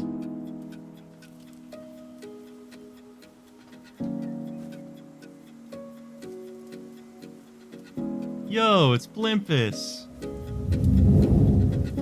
Dude, thank you so much, man. You are a legend. It was a pleasure meeting you. My old friend Blimpus from Outpost, who generously returned my scrap all the way back in Chapter 6, was still surviving on the server.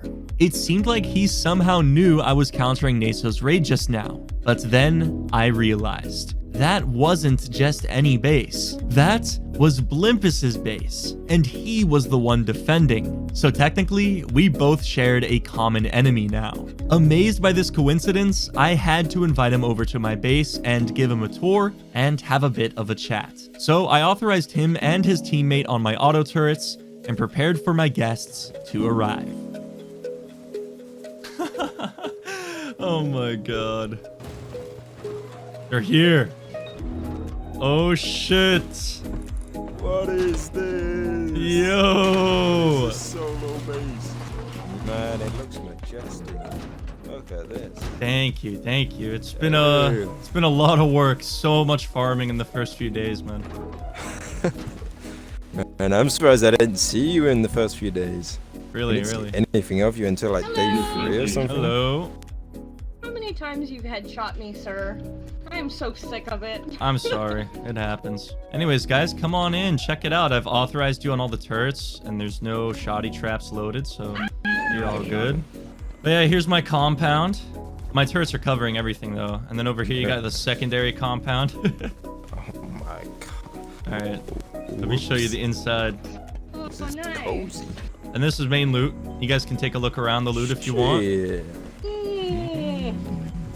Wait, did you get anything from our raid? Excuse you was there for a bit, so I didn't get shit, no. must have got something, right? They just blew in, took the rockets and like AKs and shit, and just ran off.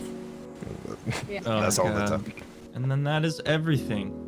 Dang, I like it. I like it. So this is my shop right here. It's called the Pit Stop. It's in between the 2 train tracks, and it's a cozy little shop. I think I've seen something like this over by Outpost, but it has like laser lights and shit. Yeah, I was a little inspired by his design, I'll be honest. Yes, sir. Yes, sir. That's not it. That ain't it, Blimpus. Come over here. Oh, the berry farm. I know it. Oh, shit. Let me see this. Let me see. Listen, man, I'm gonna be honest. Like, this is my first time doing this, and I understand how to do it, but I didn't know that you can't leave your crops growing overnight, and they just disappear when you get on the next day. Yeah. So I lost all of my clones. It's a lot of fun though. Like at the beginning, trying to learn it all, it's really fun. It was fun. I had a good time.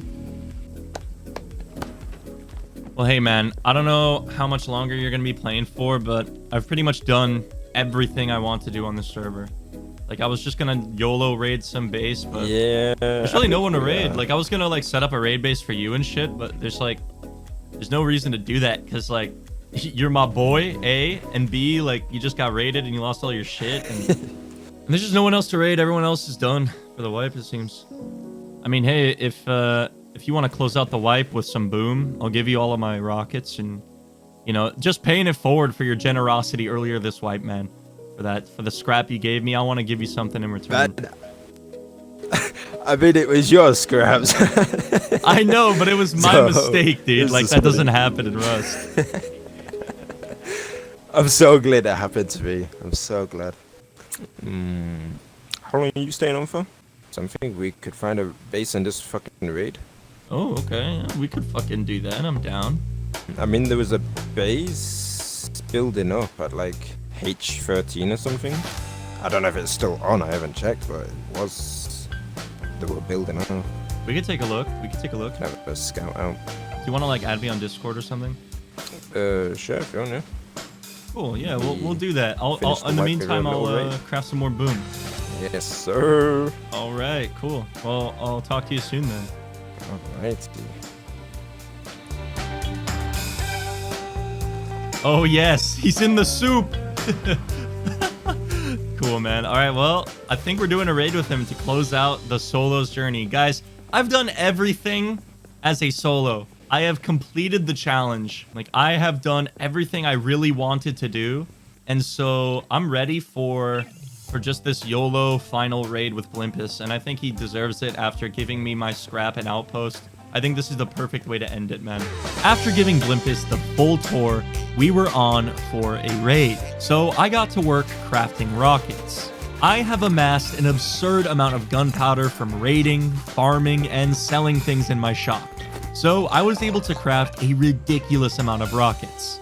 By the time I finished, I ended up with 52. Not a bad haul at all for a solo. Meanwhile, Blimpus was out looking for the raid target. The H16 base he mentioned wasn't going to work because it decayed. And my candidate, Saya Tom, was also no longer online. But then, Blimpus found another base at D16. And at this square, there was something so obvious I felt stupid for not noticing it yet. A shop written in Russian. I think you know where I'm going with this. Naso's group was speaking Russian as I loaded in when they were raiding me, and one of their members' names was in Russian. Of course, there could be other Russians on this server, but I also noticed that D16 was the perfect trajectory for when they flew to my base by minicopter and to Blimpus's when I was counter-raiding. With Naso's group banned, however, it was impossible to tie a name to it, but it was worth at least giving it a look. Hey. Hey, I got a little shack ready. You set up a base? Damn. Tier 2, armored door. Holy shit, what's the code? Let me invite you to team. Here you go. You've been solo. Wait. Yeah, I have. There you go. All right. Yeah. Go have a look at this. It's a bit goofy, but it is a bit goofy. Are you sure this isn't just a farm base? I couldn't actually tell you.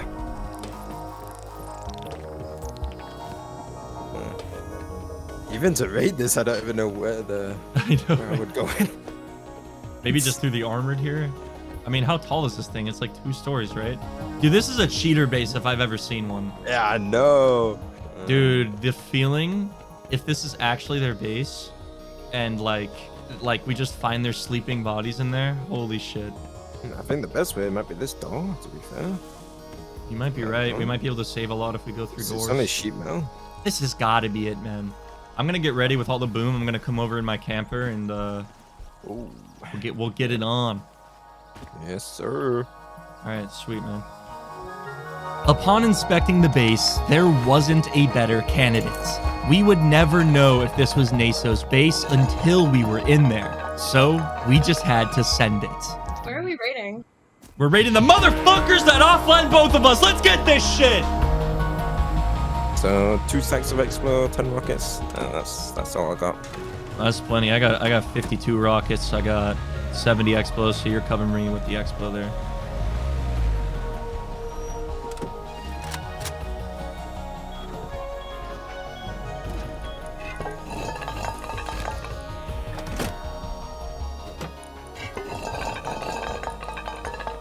There is a door this side, by the way. I forgot to... Yeah. I think either way, it's going to be good. Okay. Who lives here? We're pretty confident it's the Russian Zerg that has been offlining me and you guys. I mean, it is a cheater looking base. Yeah, it's a cheater base for sure. This thing is Oh my god. gross. You get the rockets? I'll get the I Expo. do. Here, take this. I got them too. Oh, worry shit. about it. Oh, shit. Oh, worry about it. All right, let's get this. Careful, guys. Where are you guys blowing? Oh, right. I'm glad I did not shoot. She does that every raid. I'm telling you, no Don't joke. mind me. All right, let's go.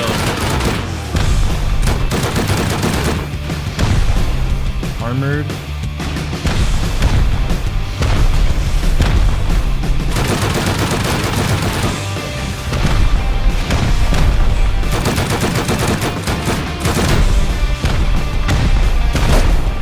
Oh, turret. Oh, shit. He's got both. I'm down. Oh my god, you got down instantly. Oh my god, dude. I'm gonna break this bed. What is this? I think this base just fails to have an identity. I'm gonna be honest. It's having an identity crisis. What? Look, he even draws offline rating on his base. There's no way.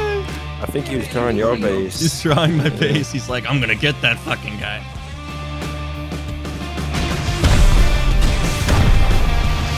Oh, bro, you can't really put in rockets like that. Just keep going. Yeah. Just keep going through. Yeah.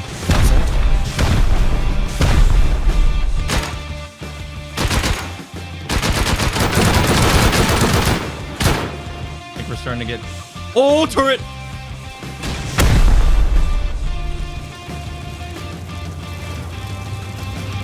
Dr. Tema! This is one of them, dude. This is one of them. This is their base. Confirmed. Let's go. I think we splashed them 2 doors. Yeah. Maybe. Oh, there's a bunch of photos here. I gotta look through those. Oh! Dude, look at this box! Look at that box! I gotta look at Oh, Yeah. You guys need to look at that. What the fuck is this picture? Look at this! What is that? That's definitely upstairs. That is demonic. Oh, fuck my you! god, what's with their turrets, I man? know. I'm stupid. I'm dead.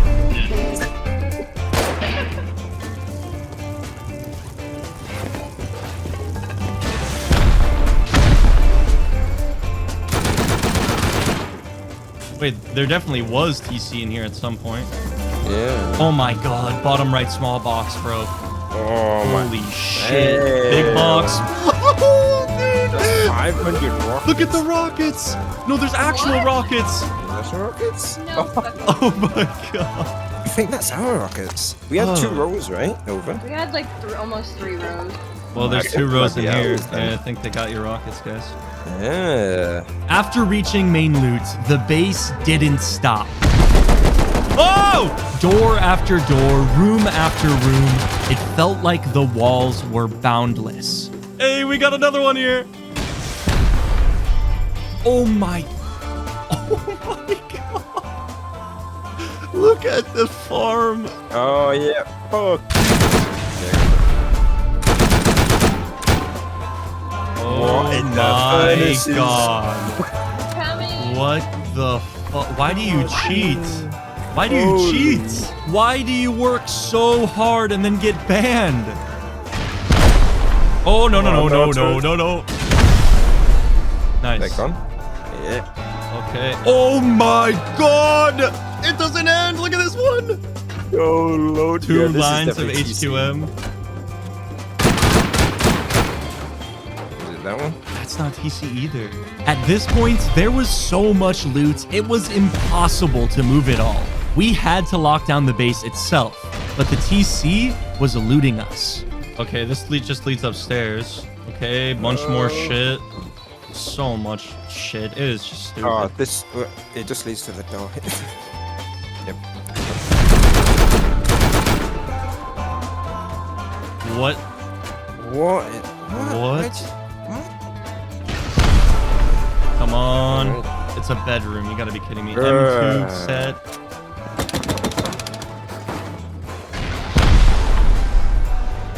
Okay, I guess we keep going.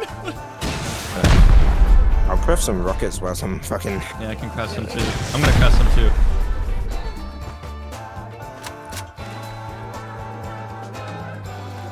Honestly, dude, like, I'm almost at the point of just blowing through this, like, armored 1x1. Like, I genuinely think this is a bunker somehow. And we just blow through it because PC is missing, and I think it's in there. Could you even do a bunker with just glass? I mean, I think you can because I've run into it a few times. Yeah, like, people just store their shit. Honestly, my curiosity is getting the best of me. I think I just want to blow through this fucking wall here. So we might as well go for these two, so yeah. Yeah.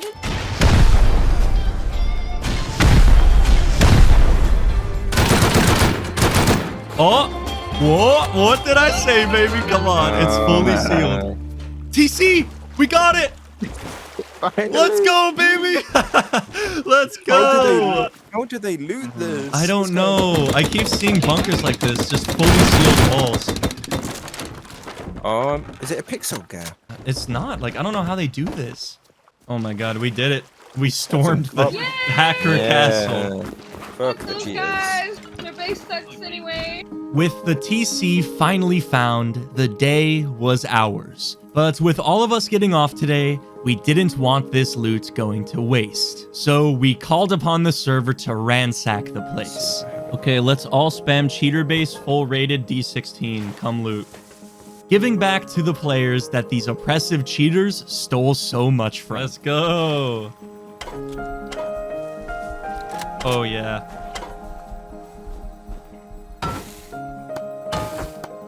This better be penis shaped. I got a smile. Yeah. Yeah. Oh, it's so pretty. That is not a smile. That's a red headset. That's a HyperX sponsorship. Oh, kill switch is outside. Wait, come on in, brother. Come on in. Come on in. Come. They got banned and raided. These guys are cheaters? Yeah, big time cheaters. Oh my god, I found the sex dungeon. guys. What's up, guys? Yep, there they are. Hey, we just have one ask. Everyone must remain peaceful. Take what you want. Go build a base. Do whatever you want. You just cannot murder in the premises of the compound. Hey, man. Take a seat, guys. Take a seat. With everyone getting their fill of loot, it was time for me to make my leave. I loaded up on an inventory of god clones, said one final goodbye to Blimpus and his friends, and headed back home. This wipe was more than just a celebration of 2 million subscribers. It was a reminder of how amazing this game can be. I think that by limiting myself to shorter wipes, I miss out on moments like this that really make Rust shine. These days, I am struggling to enjoy the game like I used to, but this whole wipe was so fun. I really hope you all enjoyed it just as much as I did. But now came the hardest part, leaving it all behind. I worked so hard for 7 straight days, and now I had to let it all decay for the next person to find.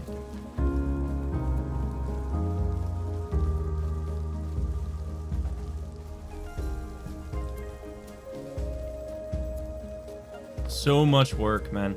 But it got me through the wipe. It got me through the wipe, bro. A full 7 days. You can't ask for a longer wipe than that in Rust, man. I mean, you can, but realistically, you know, a week of playing, that's all I need. But it does still hurt, you know? Just watching it kind of just crumble. Nothing but a landmark of a story that unfolded on the server. Thank you for getting me through the wipe. Base, I love you. Cheers.